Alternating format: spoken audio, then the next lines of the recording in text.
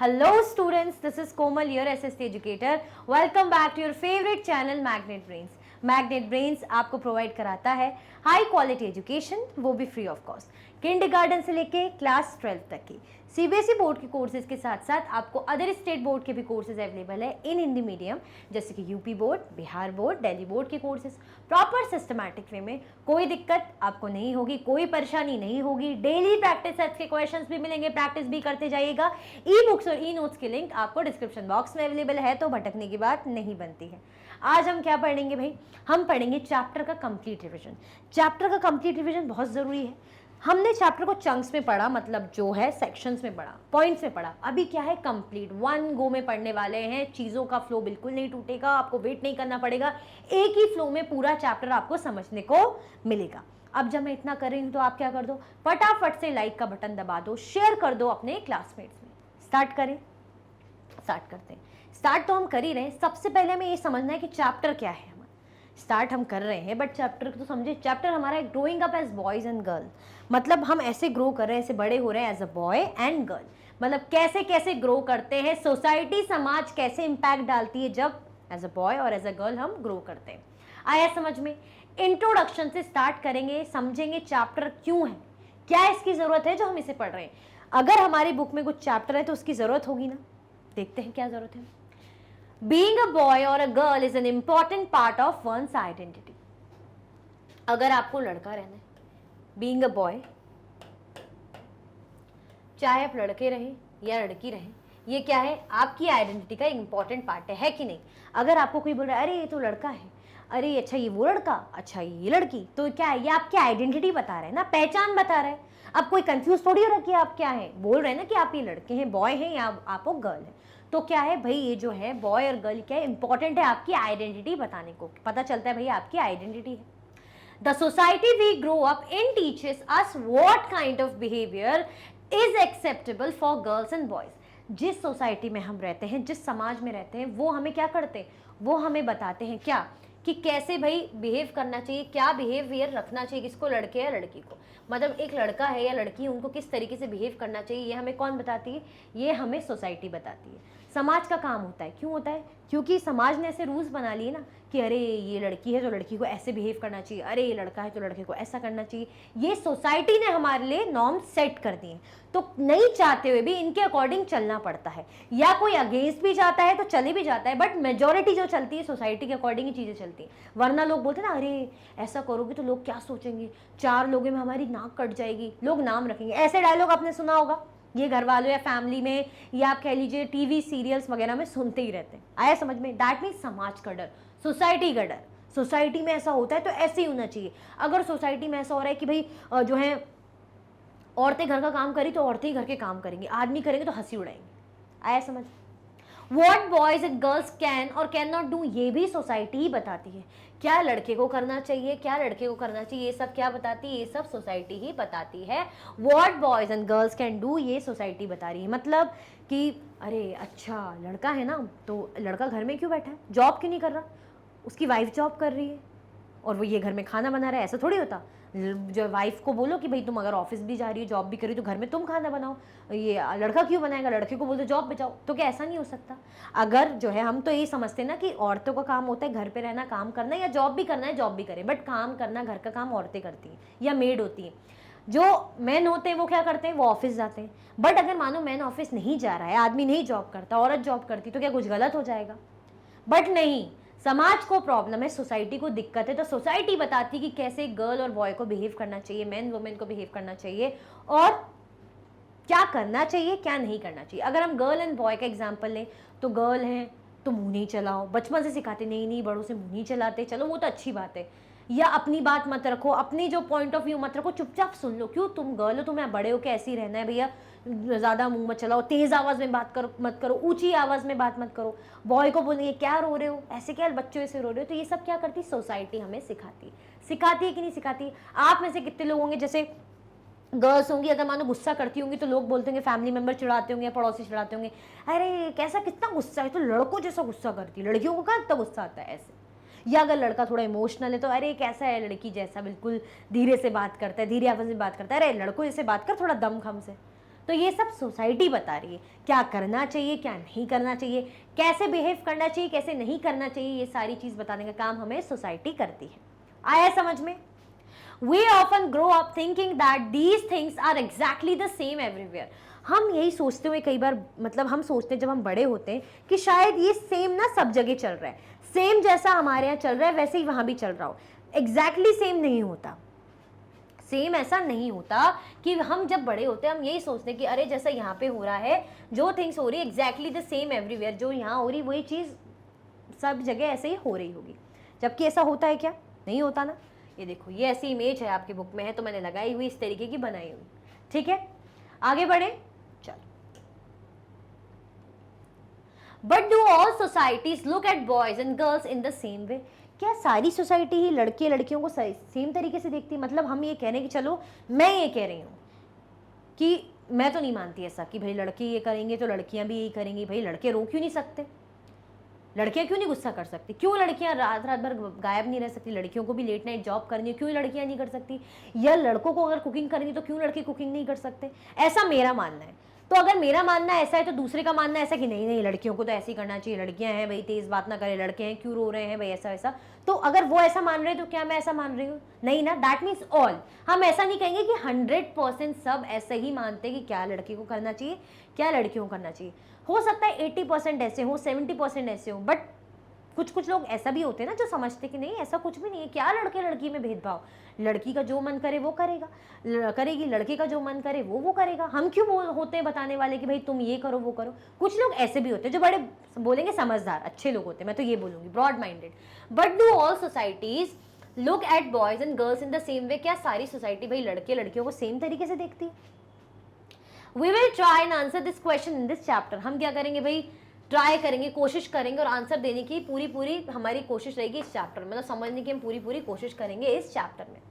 We will also look at how the different roles assigned to boys and girls prepare them for their future roles as men and women. हम ये भी देखने की कोशिश करेंगे, we will also look at, ये भी हम देखेंगे इस चैप्टर में कि कैसे जो भाई डिफरेंट रोल असाइन किए जाते हैं, किसको, बॉय को और गर्ल को, to prepare them for their future roles and men and women. मतलब कैसे डिफरेंस पैदा किए जाते हैं, वो किए जाते हैं कि भाई बड़े होके तो लड़कियों को ऐसा बनना है, बड़े होके लड़कों को तो ऐसा बनना है। ये रोल्स जो सेट कर दिए जाते हैं, जो सोसाइटी सेट कर देती है, ये हम देखेंगे। We will learn that most societies value men and women differently. हम ये भी देखेंगे कि ज़्यादातर जो सोसाइटी होती है, देखो ये जो टर्म आया ना मोस्ट है, मोस्ट टर्म से मतलब आप समझ रहे हैं, मतलब हम ये नहीं कह रहे कि सभी ऐसा कर रहे हैं, मोस्ट, ज़्यादातर सोसाइटी कैसे वैल्यू करती है मेन और वुमेन को डिफरेंटली, है ना। जो सोसाइटी होती है ज़्यादातर वो यही करेगी ना कि अरे आदमी है, आदमी का काम होता है घर के बाहर बेचारे काम करते हैं, मेहनत करते हैं, हार्ड वर्क करते हैं, तो औरत घर में टाइम पास करती है क्या? घर में जो आदमी जब आ रहा है तो उसको खाना बना के कौन दे रहा है, सुबह चाय पिला के कौन भेज रहा है, नाश्ता करा के कौन भेज रहा है, लंच बना के कौन भेज रहा है, प्रॉपर जो अगर ड्रेस है, जो भी ड्रेस पहन के जा रहे हैं उसको धो के उसको प्रॉपर आयरन करके सेट करके कौन दे रहा है? वुमेन दे रही है। दे रही कि नहीं दे रही? बट नहीं, मानते हैं कि औरतें घर में रहती हैं लंबे समय तक, यानी घर में है तो कुछ काम नहीं कर रही हैं, सिर्फ घर में है, और बेचारे आदमी बाहर जा रहे हैं, भले वो वैसा काम करेंगे बट फिजिकल वर्क इतना नहीं करेंगे तो लगेगा अरे स्ट्रेंथ है, हार्ड वर्क कर रहे हैं बेचारे। जबकि औरतें घर में झाड़ू लगा रही हैं, पानी उठा रही हैं, जो सामान इधर से उधर शिफ्ट करी, फिजिकल वर्क करी, बट नहीं, औरतें कुछ नहीं करती। ऐसे समाज बोलता है, डिफरेंटली ट्रीट करता है। आया समझ में? तो ये सब हम इस चैप्टर में देखने वाले हैं, बेसिकली कैसे लड़के लड़कियों में या औरत आदमियों में उनके काम में फर्क किया जाता है। ओके, आगे बढ़ते हैं। The roles women play and the work they do are usually valued less than the roles men play and the work they do. जो भी रोल, जो भी भूमिका होती है औरत की, जो भी रोल होता है एक वुमेन का, उसको क्या माना जाता है? उसको कम माना जाता है, उसको लेस माना जाता है as compare to man. The work they do, the role they play. मतलब ये कह रहे हैं कि जो भी रोल औरत का प्ले करती है भाई, जो भी role,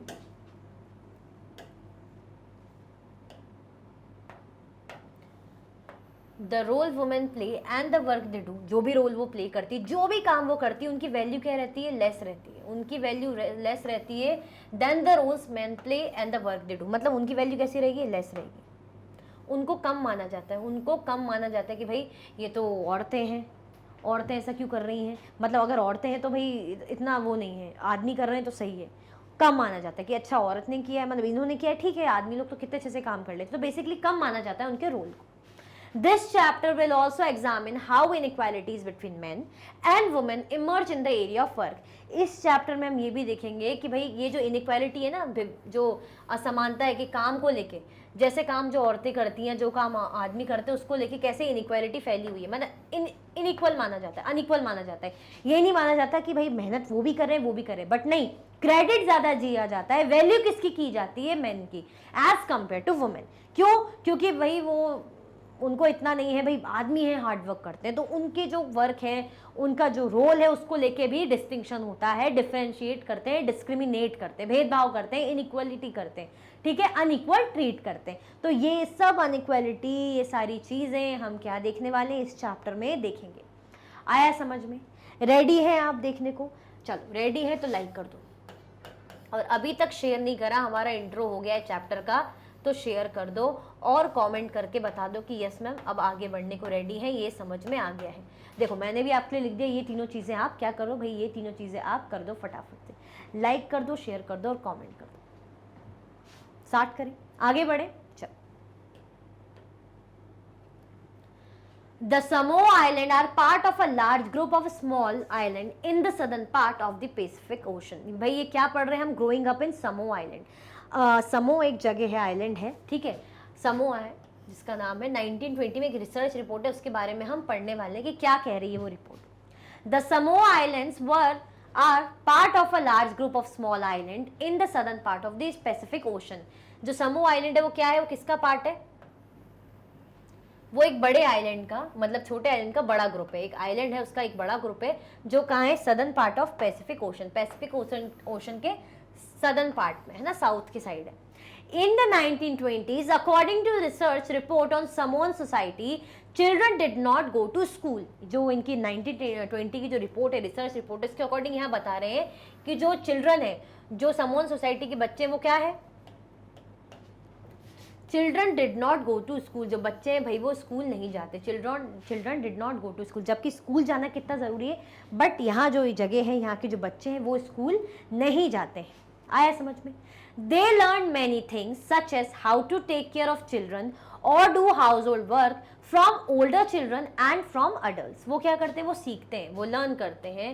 They learn many things such as how to take care, भाई टेक केयर कैसे करना चाहिए ऑफ चिल्ड्रन, मतलब जो बच्चे हैं घर में उनकी केयर कैसे करें, उनका ध्यान कैसे रखें, ये उन्हें सिखा दिया जाता है। घर के काम उन्हें सिखा दिए जाते हैं, ठीक है, कौन करता है, ओल्डर चिल्ड्रन सिखाता है, और अडल्ट, मतलब ये अडल्ट या कोई बड़ा है घर में, बड़े बड़े भैया दीदी जो भी है, कोई भी बड़ा है, वो क्या करता है भाई, इनको सिखा देता है कि कैसे केयर करनी है छोटे बच्चों की, है ना, जो आपसे छोटे बच्चे हैं, या घर के जो भी काम है सारे इनको सिखा दिए जाते हैं। स्कूल नहीं जाते हैं, रिसर्च रिपोर्ट ने बताया है। कहाँ का, समोन सोसाइटी, समोआ आइलैंड के। आया समझ में?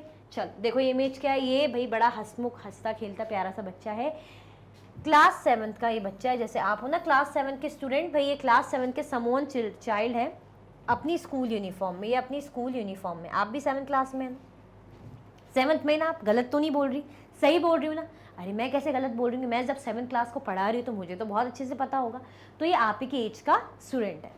आया समझ में? ये क्या बता रहे, समोआ आइलैंड के बारे में बता रहे कि यहाँ पे जो बच्चे स्कूल नहीं जाते, उनको पहले से ही क्या सिखा दिया जाता है भाई, अपने छोटे से बच्चों की देखभाल करना, घर के काम वगैरह, इनको उनके अडल्ट जो घर में बड़े हैं वो सिखाते हैं। आया समझ में? आगे बढ़े। चलो, fishing was a very important activity on the island. यहाँ पे फिशिंग, जो फिशिंग है वो बहुत इंपॉर्टेंट एक्टिविटी मानी जाती है, मछली पकड़ना। अब आइलैंड है तो भाई आइलैंड के पास वहाँ पानी में मछली मिलेगी ना, तो इंपॉर्टेंट एक्टिविटी, अर्निंग होती होगी। Young people therefore learn to undertake long fishing expedition. भाई जो यंग पीपल है तो इसी बिजनेस, इसी चीज़ में लगे रहते हैं, किसमें, फिशिंग में, क्योंकि फिशिंग एक इंपॉर्टेंट काम है यहाँ पे। But they learn these things at different points in their childhood. But ये जो सीखना, फिशिंग से रिलेटेड सारे काम सीखना, जो भी करना, ये धीरे धीरे अपनी लाइफ में सीखते हुए आगे बढ़ते हैं। As soon as babies could walk, their mothers or other adults no longer looked after them। अब क्या होता है, जैसे जो बेबीज़ हैं, पहले तो छोटे रहते तो भाई उनको ध्यान देना, उनको खिलाना पिलाना, बट जैसे ही खुद के पैरों पे खड़े हो जाते हैं, चलने वलने लग जाते हैं, बोलने लग जाते हैं, तो जो मदर है या जो भी फैमिली के बड़े हैं, इन पे अब इनका लुक आफ्टर नहीं करते, मतलब इन पर ध्यान देना छोड़ देते हैं। मतलब ध्यान देना एज इन, मतलब ऐसा नहीं कि कोई मतलब ही छोड़ दिया कि हमारा बेटा नहीं है, अब तो हमारी बेटी नहीं है, मतलब जैसे जो केयर करना कि खिलाना पिलाना, अब वो खुद ही बच्चे अपने अकॉर्डिंग करते हैं। As soon as babies could walk, their mothers और other adult no longer looked after them, मतलब जो बड़े हैं, मम्मी पापा हैं या जो घर में और भी कोई बड़े हैं, वो अब इनका लुक आफ्टर मतलब उनकी देखभाल करना बंद कर देते हैं। बेसिकली ये खुद ही अपनी केयर करेंगे, ऐसा है, इन पे छोड़ देते हैं रिस्पॉन्सिबिलिटी। आया समझ में? जैसे जबकि हम देखते हैं ना, अभी तक हमारे पेरेंट्स हमारी केयर करते, बट यहाँ पे छोड़ देते लुक आफ्टर करना। ठीक है, आगे बढ़ते हैं। Older children, often as young as 5-year-old, took over this responsibility. और ये रिस्पॉन्सिबिलिटी कौन रहता है भाई? टेक केयर करना, ध्यान रखना, ओल्डर चिल्ड्रन, जो घर का बड़ा होगा। Often as young age 5-year-old, कितना बड़ा रहेगा? लगभग 5-year-old। कितना बड़ा रहेगा भाई? 5 years old का रहेगा। टुक ओवर दिस रिस्पॉन्सिबिलिटी, कौन सी रिस्पॉन्सिबिलिटी भाई? छोटे भाई बहनों को संभालना, इस टाइप की। Both boys and girls looked after their younger siblings, जो बॉय हैं और गर्ल हैं उनका काम क्या रहेगा? जो उनके छोटे भाई बहन रहेंगे उनकी देखभाल करना। मतलब यहाँ पे क्या रहेगा? जो है पेरेंट्स वगैरह या एडल्ट तो छोड़ देंगे देखभाल करना, ये देखभाल करने का काम कौन करेगा? जो बड़े भाई बहन हैं वो अब बोलेंगे कि हम तो नहीं इनका देखभाल करेंगे, हम कुछ और काम करेंगे, भाई हमें और भी काम है, आप अपने छोटे भाई बहनों की केयर टेक करो, ध्यान रखो। But by the time a boy was about 9 years old, he joined the older boys in learning outdoor jobs like fishing and planting coconuts. अब जब जैसे ही जो यहाँ पे समोआ आइलैंड की बात करें तो यहाँ पे जैसे ही लड़का कितना 9 साल का होता है, about 9-year-old, he joined the older boys in learning outdoor jobs like fishing and planting coconut. मतलब वो लोग आउटडोर जॉब्स में लग जाते हैं। फिर जैसे ही 9 साल के होते हैं ना, तो अब घर की रिस्पॉन्सिबिलिटी छोड़ के वो बाहर काम करने लग जाते हैं और दूसरे लड़कों के साथ। काम कैसे क्या रहेंगे? क्या क्या काम करते हैं? काम रहेगा जो उनका आउटडोर जॉब्स रहेंगे वो रहेंगे फिशिंग एंड प्लांटिंग कोकोनट। ठीक है, फिशिंग रहेगा और कोकोनट प्लांटिंग वगैरह। ठीक है। Girls had to continue looking after small children और do errands for adults till they were teenagers. अब गर्ल्स को क्या करना पड़ता है? यहाँ तो जो बॉयज़ हैं, पहले तो गर्ल बॉयज़ को दोनों को रिस्पॉन्सिबिलिटी दी रहती है कि आप जो है छोटे भाई बहन का ध्यान रखो। बट जब बॉयज़ 9 साल के होते हैं तो बाहर काम करने लग जाते हैं, फिशिंग, कोकोनट प्लांटेशन वगैरह ये सब में, प्लांटिंग इसमें लग जाते हैं। बट जो गर्ल्स हैं वो अभी भी 9 ईयर की भी हो जाए तो भी वो घर पर ही काम कर रही है। वो क्या काम कर रही है?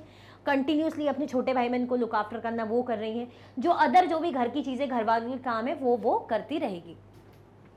Girls had to continue looking after their small children, small siblings and do errands for adults till they were teenagers। मतलब जब तक वो खुद टीनेज नहीं हो जाती तब तक वो यहीं घर के अंदर ये सब काम करेगी। घर में मतलब बेसिकली सपोर्ट करना, छोटे बच्चों की देखभाल करना। आया समझ में? बट 9 ईयर ओल्ड में जब लड़के चले जाते हैं, 9 साल के हो जाते हैं, तो वो बाहर काम करने लग जाते हैं। ठीक है, आगे बढ़े। But once they became teenagers they had much more freedom. हाँ, हमने देखा ना, जब टीनेज हो जाती हैं तब इनको फ्रीडम मिलता है। तो जब ये टीनेजर हो जाती हैं, once they become teenagers they had much more freedom, उनको ज़्यादा फ्रीडम मिल जाता है। After the age of 14 or so, girls also went on fishing trips, worked in a plantation, learned how to weave basket। अब जब जैसे ही जो girls हैं वो 14 या उससे अबव की एज की होती है, वो क्या शुरू कर देती है? अब वो भी बाहर जाने लग जाती है। मतलब बाहर जाके वो काम करती है, जैसे फिशिंग का काम करना है ना, प्लांटेशन में काम करना और क्या करना, बास्केट को बुनना वगैरह, ये सारे काम गर्ल भी शुरू कर देती है। हमने देखा था कि 9 साल में यहाँ पे लड़के शुरू कर देते समोआ आइलैंड में, तो यहाँ पे गर्ल्स अब जब 14 या उससे अबव की हो जाती तो गर्ल्स आराम से अब बाहर जाके जैसे फिशिंग का काम हो गया, प्लांटेशन का काम हो गया, बास्केट वगैरह वीव करना हो गया, लड़कियां करना शुरू कर देती हैं। Cooking was done in special cooking houses. जो कुकिंग होती है वो किस में होती है? स्पेशल कुकिंग हाउसेस में। Cooking was done in special cooking houses where boys were suppose to do most of the work while girls help with the preparation. मतलब वहाँ पे क्या होता है भाई, जो कुकिंग है वो स्पेशल कुकिंग हाउस में होती है, जहाँ पे बॉयज़ को क्या मतलब करते हैं, बॉयज़ जो है मेन काम जो है, सपोज तो ज़्यादा से ज़्यादा वर्क जो है वो बॉयज़ करते हैं और जो प्रिपरेशन का काम है वो गर्ल्स करती। तो हम क्या देख रहे हैं यहाँ पे, क्या काम हो रहा है? तो गर्ल्स बाहर जाके काम करने लगी और कुकिंग का काम भी होता है, तो उसमें मोस्टली जो काम है वो बॉयज़ करते हैं और प्रिपरेशन में जो हेल्प करती है वो गर्ल्स करती है। आया समझ में? तो ये क्या देख रहे हैं हम, समोआ आइलैंड में कैसी लाइफ स्टाइल चलती है, गर्ल एंड बॉयज़ की क्या लाइफ है। हमने देखा कि काम दोनों कर रहे हैं, स्कूल दोनों ही नहीं जा रहे, काम दोनों कर रहे हैं। बट 9 ईयर ओल्ड में लड़का जो है, 9 ईयर ओल्ड में जब 9 ईयर का हो जा रहे हैं तो बॉयज़ जा सकते हैं बाहर, बॉयज़ को फ्रीडम है। गर्ल्स को कब है? 14 और 14 प्लस जब गर्ल्स हो जाएंगी, है ना, नहीं 14 प्लस नहीं, जब 14 प्लस हो जाएंगी तब क्या कर सकती, गर्ल्स बाहर जाके काम कर सकती। आया समझ में, आया समझ में कि नहीं आया? तो कैसे कैसे इनकी ज़िंदगी बड़ी हो रही, क्या क्या काम कर रहे हैं, यहाँ हम देख रहे हैं। हमने ये देखा ना कि ज़रूरी नहीं कि सारी सोसाइटी में ऐसा होता हो, कहीं पर कुछ अलग तरीके से ग्रो होते हैं बच्चे, अलग तरीके से, मतलब वहाँ पे समाज में क्या रूल्स है, रेगुलेशन है, ऐसा। अब यहाँ पे हमने ऐसा तो नहीं देखा ना कि लड़के स्कूल जा रहे हैं, लड़के नहीं जा रही, दोनों ही स्कूल नहीं जा रहे। हमने ये तो नहीं देखा कि लड़कियाँ बच्चे संभाल रही है, लड़के नहीं कर रहे। हाँ, दोनों का काम है अपने छोटे सिबलिंग्स का टेक केयर करना। ठीक है, चलो नेक्स्ट स्लाइड में चले। Growing up male in Madhya Pradesh in the 1960s। अब क्या देखेंगे भाई, मध्य प्रदेश में किसका एग्जाम्पल लेंगे? अब हम एग्जाम्पल लेंगे भाई 1960s में मध्य प्रदेश का एग्जाम्पल हम लेंगे। The following is adopted from an account of experiences of being in a small town in Madhya Pradesh in the 1960। ये जो इन्फॉर्मेशन है अडॉप्ट करी कहाँ से? मध्य प्रदेश के डॉक्यूमेंट से, अकाउंट से सॉरी, एक छोटे से टाउन में 1960 के वहाँ के स्कूल, मतलब वहाँ के टाउन की इन्फॉर्मेशन की कैसे क्या चलता है।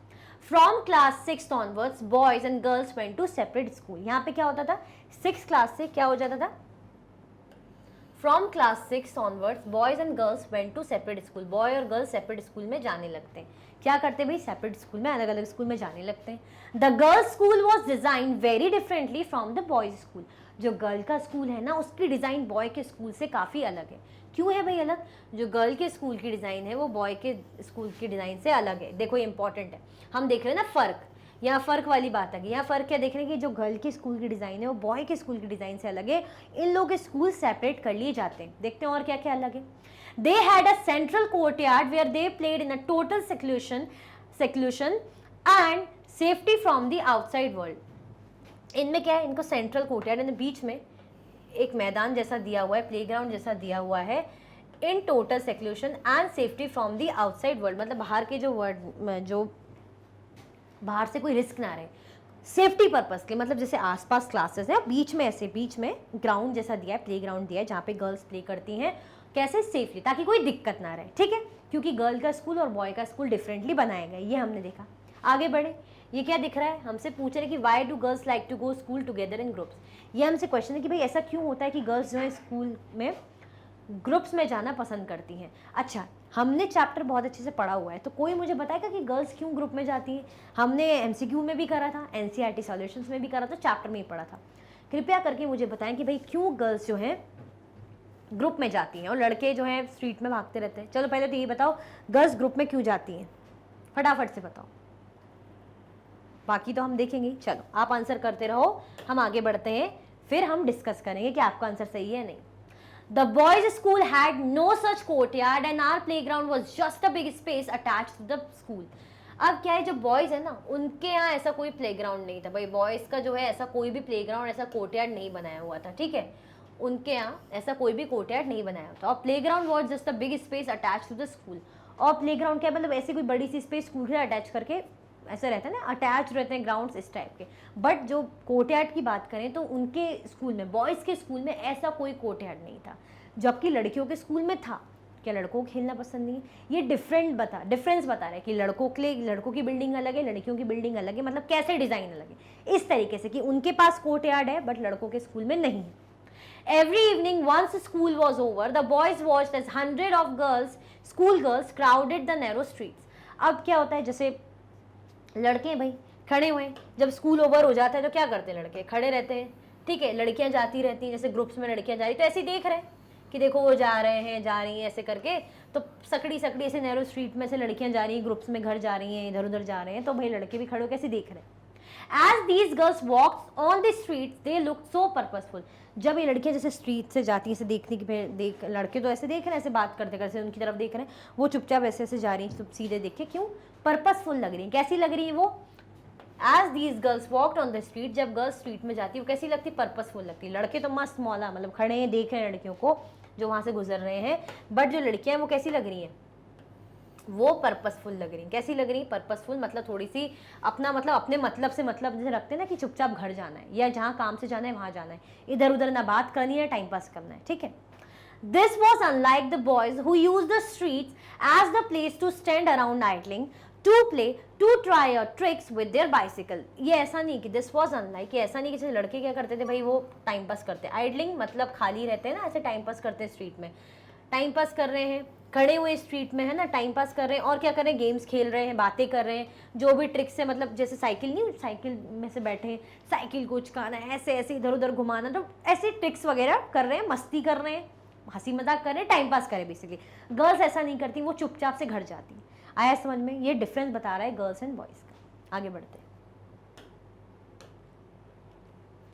For the girls the street was simply a place to get straight home. लड़कियों की बात करें तो लड़कियों के लिए जो स्ट्रीट होती है, जो गली होती है, बस यही मतलब का रहता है कि चुपचाप से बस सीधे सीधे घर जाना है।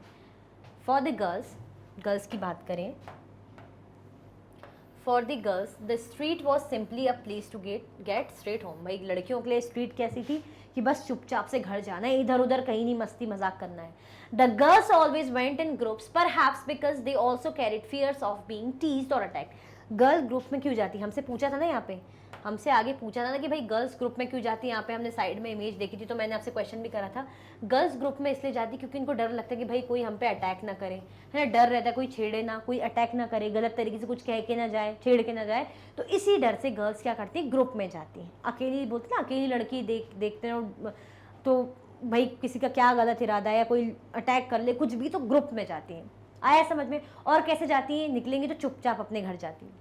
After reading the two examples above, we realize that there are many different ways of growing up.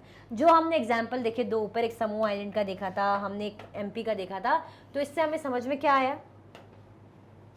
इससे हमें समझ में आया, after reading the two examples above we realise that there are many different ways of growing up. मतलब बहुत से अलग अलग तरीके हैं ग्रो होने के, जैसे हमने समूह आइलैंड का देखा और मध्य प्रदेश का एग्जाम्पल देखा। आया समझ में? कोई कन्फ्यूजन, दिक्कत तो नहीं? Often we think that there is only one way in which children grow up. Normally, in generally हम यही सोचते हैं कि जो लड़के लड़की जब ग्रो होते हैं, बड़े होते हैं, तो उनका एक ही तरीका है, मतलब एक ही तरीके से एक ही जैसी लाइफ स्टाइल है ना। स्कूल जाते होंगे, अलग अलग स्कूल होंगे, या साथ में पढ़ते होंगे, तो लड़के ऐसे होंगे तो लड़कियाँ ऐसी होंगी। अक्सर हम ऐसे ही सोचते हैं, जबकि हाँ, ऐसा तो है नहीं कि परफेक्ट एक जैसा सब है। परफेक्ट एक जैसा सब कैसे मिल सकता है, आप खुद ही सोचिए। तो बट अक्सर ऑफन हम यही सोचते हैं कि जो भाई एक ही तरीका है जिसमें चिल्ड्रन ग्रो अप कर रहे हैं, बढ़ रहे हैं, ठीक है, ऑफन हम ये सोचते हैं। आया समझ में? आगे बढ़े, चल। This is because we are most familiar with our own experience. हम ऐसा इसलिए सोचते हैं कि सब कुछ एक जैसा है, उनके लिए भी एक जैसा, हमारा भी एक जैसा, ऐसा इसलिए क्योंकि हमारे खुद के एक्सपीरियंस रहते हैं। This is because we are most familiar with our own experience. क्यों? क्योंकि हमें लगता है भाई हमारा एक्सपीरियंस ऐसा है, तो शायद ऐसा ही होता होगा, ऐसा हमें फील होने लगता है। If we talk to elders in our family, we will see that their childhoods are probably very different from ours. अगर हम किसी बड़े बुजुर्ग से, अपने नानी दादी से बात करेंगे ना, तो हम बोलेंगे अरे हमारे टाइम पे तो ऐसा होता है, आपके टाइम पे भी ऐसा होता था क्या? तो अलग बताएंगे, नहीं नहीं हमारे यहाँ ऐसा नहीं होता था, हमारे ज़माने में ऐसा नहीं था, हमारे ज़माने में अलग माहौल था, ऐसा लड़के करते थे या लड़कियाँ ऐसा करती थी, तो वो अलग स्टोरी बताएंगे, वो अपने एक्सपीरियंस अलग बताएंगे। क्या बताएंगे? If we talk to elders, अगर हम अपने बड़ों से बात करेंगे in our family, we will see that their childhood were probably very different from ours. उनका childhood हमारे जो बचपन से बहुत ज़्यादा अलग होगा। We also realize that societies make clear distinctions between boys and girls. This begins from a very young age. ठीक है, ये भी हम realize करेंगे, हम ये भी समझेंगे। We also realize that societies make clear distinction between boys and girls. Society क्या करती? क्लियर डिफरेंस पैदा करती गर्ल एंड बॉय के बीच में। ये सब समाज बनाता है, क्या लड़की को करना चाहिए, क्या लड़की को कैसा बिहेव करना चाहिए, कैसे लड़के को बिहेव करना चाहिए, ये सारा सब सोसाइटी पता नहीं क्यों इतना लोड लेके चलती, क्या पड़ी है सोसाइटी को, बट सोसाइटी का ही डर है। आपने घर में डायलॉग सुना होगा, मूवीज में सुनते होंगे, अरे ज़माना क्या कहेगा, ज़माना क्या कहेगा, यानी सोसाइटी क्या कहेगी, लोग क्या कहेंगे, समाज क्या कहेगा, है ना, नाक कट जाएगी, लोग हमारी हंसी उड़ाएंगे, जबकि लोगों को कुछ मतलब नहीं, वो देखेंगे भूल जाएंगे, कोई मतलब नहीं। बट हमारे पेरेंट्स या हम लोग, हम यही सोचते कि ज़माना, सोसाइटी क्या कर लेगी, सोसाइटी हमारा मतलब हमारी अपनी फीलिंग कुछ भी नहीं है। कुछ अगर हम सही कर रहे हैं, गलत काम है तो चलो हम डरें भी कि ठीक है भाई हम गलत कर रहे हैं, बट अगर हमारी कुछ अच्छी सोच है, हम खुद अपने लिए कुछ करना चाहते हैं, कुछ अलग करना चाहते हैं, तो उसमें क्या गलत है कि क्या लड़की करेगी, क्या लड़का करेगा। आया समझ में? आया समझ में कि नहीं आया? आ गया ना? और ये जो भेदभाव है, जो डिस्टिंक्शन है, जो डिस्क्रिमिनेशन है, बचपन से शुरू हो जाता है। This begins from a very young age. भाई बचपन से, बहुत छोटी उम्र से ही ये चीज़ें शुरू हो जाती, फ़र्क करना, किसके बीच में फ़र्क करना, लड़के और लड़कियों के बीच में फ़र्क करना, ये छोटी उम्र से ही शुरू हो जाता है। आया समझ में? आगे बढ़े। चलो, we are for example given different toys to play with. Boys are usually given cars to play with and girls dolls. अगर हम देखें, हमें एग्जाम्पल लेके देखें तो हमने ये चीज़ नोटिस करी कि अलग अलग टॉयज़ हमें मिलते हैं। जैसे बॉयज़ को क्या दे देंगे, बॉयज़ को दे देंगे कार से खेलने के लिए, और गर्ल्स को बॉयज़ को क्या देंगे भाई, बॉयज़ को बोलेंगे कि आप कार से खेलिए, आपके लिए कार लेकर आए, और गर्ल्स के लिए क्या लेकर आएंगे, डॉल लेकर आएंगे। ठीक है, क्यों? क्योंकि हमें डिफरेंस कर रहे हैं ना, हम क्या कर रहे हैं, डिफरेंस कर रहे हैं। हम ये अभी से बता रहे हैं उनको कि आगे चल के आपको ऐसे ही रहना है। ठीक है, हम ये डिफरेंस बता रहे हैं कि लड़कियों को कार नहीं दे सकते, लड़कों को वो डॉल नहीं दे सकते। क्यों नहीं दे सकते? Both toys can be a lot of fun to play with. अगर हम दोनों टॉयज की सोचें तो दोनों ही खेलने में बहुत मजा आएगा, दोनों के साथ ही खेलने में बहुत मजा आएगा, चाहे डॉल से खेलना हो चाहे कार से खेलना हो। बट ऐसा क्यों है कि डॉल लड़कियों को ही दे रहे हैं, लड़कों को क्यों नहीं? ऐसा क्यों है कि जो कार है वो लड़कों को दे रहे हैं, लड़कियों को क्यों नहीं? क्यों ऐसा है? क्यों? सोसाइटी कर रही है ना। ये जो डिफरेंस है बचपन से, यंग एज से ही सोसाइटी शुरू कर देती है। Why are girls then given dolls and boys cars? ऐसा क्यों है? क्या दोनों के साथ खेलने में मजा नहीं आएगा? ऐसा है कि लड़कियां डॉल के साथ खेलेगी तो ज्यादा मजा है। Toys become a way of telling children that they will have different futures when they become men and women. Toys के थ्रू ये बता देते हैं, ये हमें इंडिकेट कर देते हैं, हमें जानकारी इसके थ्रू ये मिल जाती है कि भाई हम अलग हैं। Toys become a way, toys के थ्रू एक तरीका हमें पता चल जाता है। Toys become a way of telling children that they will have different future where they become men and women. ठीक है, क्या बता देते? डिफरेंस बता देते हैं ना कि भाई कैसे, किस टॉय के साथ मेन को खेलना चाहिए, कौन मतलब बॉयज़ को खेलना चाहिए, किस टॉय के साथ गर्ल्स को खेलना चाहिए। तो इसका कौन करता है? ये सोसाइटी बताने लग जाती है हमें कि क्योंकि आगे चल के औरत बनेंगे आप तो आपको ऐसे रहना है, आगे चल के आप आदमी बनेंगे तो आपको ऐसे लाइफस्टाइल जीनी है। तो ये सारी चीज़ें हमें कौन बताता है? ये सोसाइटी। तो ये क्या बताना चाह रहे हैं कि क्यों ऐसा होता है कि लड़कों को अलग गेम्स दिए जाते हैं, लड़कियों को अलग गेम्स दिए जाते हैं, मतलब कि आप ये खेलना चाहिए, आपको ये करना चाहिए। ये सब क्यों ऐसा होता है? ऐसा इसलिए होता है क्योंकि सोसाइटी हमें बताना चाहती है कि आगे चल के तो आप वही काम करने वाले हो, as a man, as a women. आया समझ में? सारा जो रोल प्ले ना इसमें सोसाइटी का है। सोसाइटी की अगर नहीं सुनो तो आप अपनी मर्जी से बढ़िया जियोगे, बट हाँ सही काम कर रहे हो तो। गलत कर रहे हो तो कभी कभी समाज की भी सुननी पड़ती, बस कुछ गलत काम नहीं करना। सही कर रहे हो तो बिल्कुल नहीं डरो। आया समझ में? आया समझ में कि नहीं आया? चल, if we think about it, this difference is created in the smallest and most everyday things. अगर हम इस चीज को ध्यान से समझें, इस चीज को, if we think about it, this difference is created in the smallest and most everyday things. मतलब ये जो डिफरेंस है ना, क्या लड़कियों को करना चाहिए, कैसे लड़कों को क्या करना चाहिए, क्या काम वो करें, कैसे बिहेव करें, ये रोज की डेली लाइफ में हमें देखने को मिलता है। ऐसा नहीं कि कभी कभी कहीं रेयरली देख लिया, रोज आपको ये देखने को मिलेगा। ये क्या मिलेगा? रोज आपको देखने को मिलेगा। तो बोल रहे हैं if we think about it, अगर हम इसके बारे में सोचे तो ये चीज हमें क्या मिलेगी? रोज देखने को मिलेगी। ठीक है, हाउ गर्ल्स मस्ट ड्रेस, मतलब लड़कियों को कैसे ड्रेस पहनना चाहिए। What games boys should do, boys should play, कौन से गेम्स बॉयज को खेलने चाहिए। How girls need to talk softly और boys need to be tough, भाई कैसे जो है गर्ल्स को सॉफ्टली बात करनी चाहिए और बॉयज को कैसे टफ रहना चाहिए। ये सारी चीजें कौन बताता है? ये सारी चीजें हमें बताती है कौन? समाज। कि लड़कों को ये गेम्स खेलो, लड़कों को ये कैरियर ऑप्शन दो, लड़कों को ये सब्जेक्ट दिलवाओ, क्योंकि लड़के हैं, लड़के इंजीनियरिंग करेंगे, लड़की है, लड़की टीचिंग का करेंगी या बैंक का करेंगे, ऐसा वैसा। क्यों? क्योंकि भाई ऐसा होना चाहिए तो ये सही है, ऐसे बात करेंगी तो बढ़िया है, तेज़ बात करेंगी तो ये है वो है, रोएंगे लड़के तो भाई लड़के हैं क्यों रो रहे हैं। ये सारी चीज़ें हमें सोसाइटी बताती है। All these are ways of telling children that they have specific roles to play when they grow up to be men and women. ये सारी चीज़ों के कारण ऐसा पता चलता है कि ये बताते हैं कि भाई आगे चल के जब आप बड़े होंगे, जब आप मैन बनेंगे या आप गर्ल वुमेन बनेंगी तो आपको ऐसे रोल प्ले करने। तो अभी से क्या है, आप उस चीज़ों को सीखना सीख जाओ। मतलब बोलते ना घर में होता है, ये मम्मी बोलती अरे बड़ी हो जाओगी, शादी होगी तो तुम ऐसे मुँह चलाना सीख रही हो, जवाब देना सीख रही हो। ये गलत है।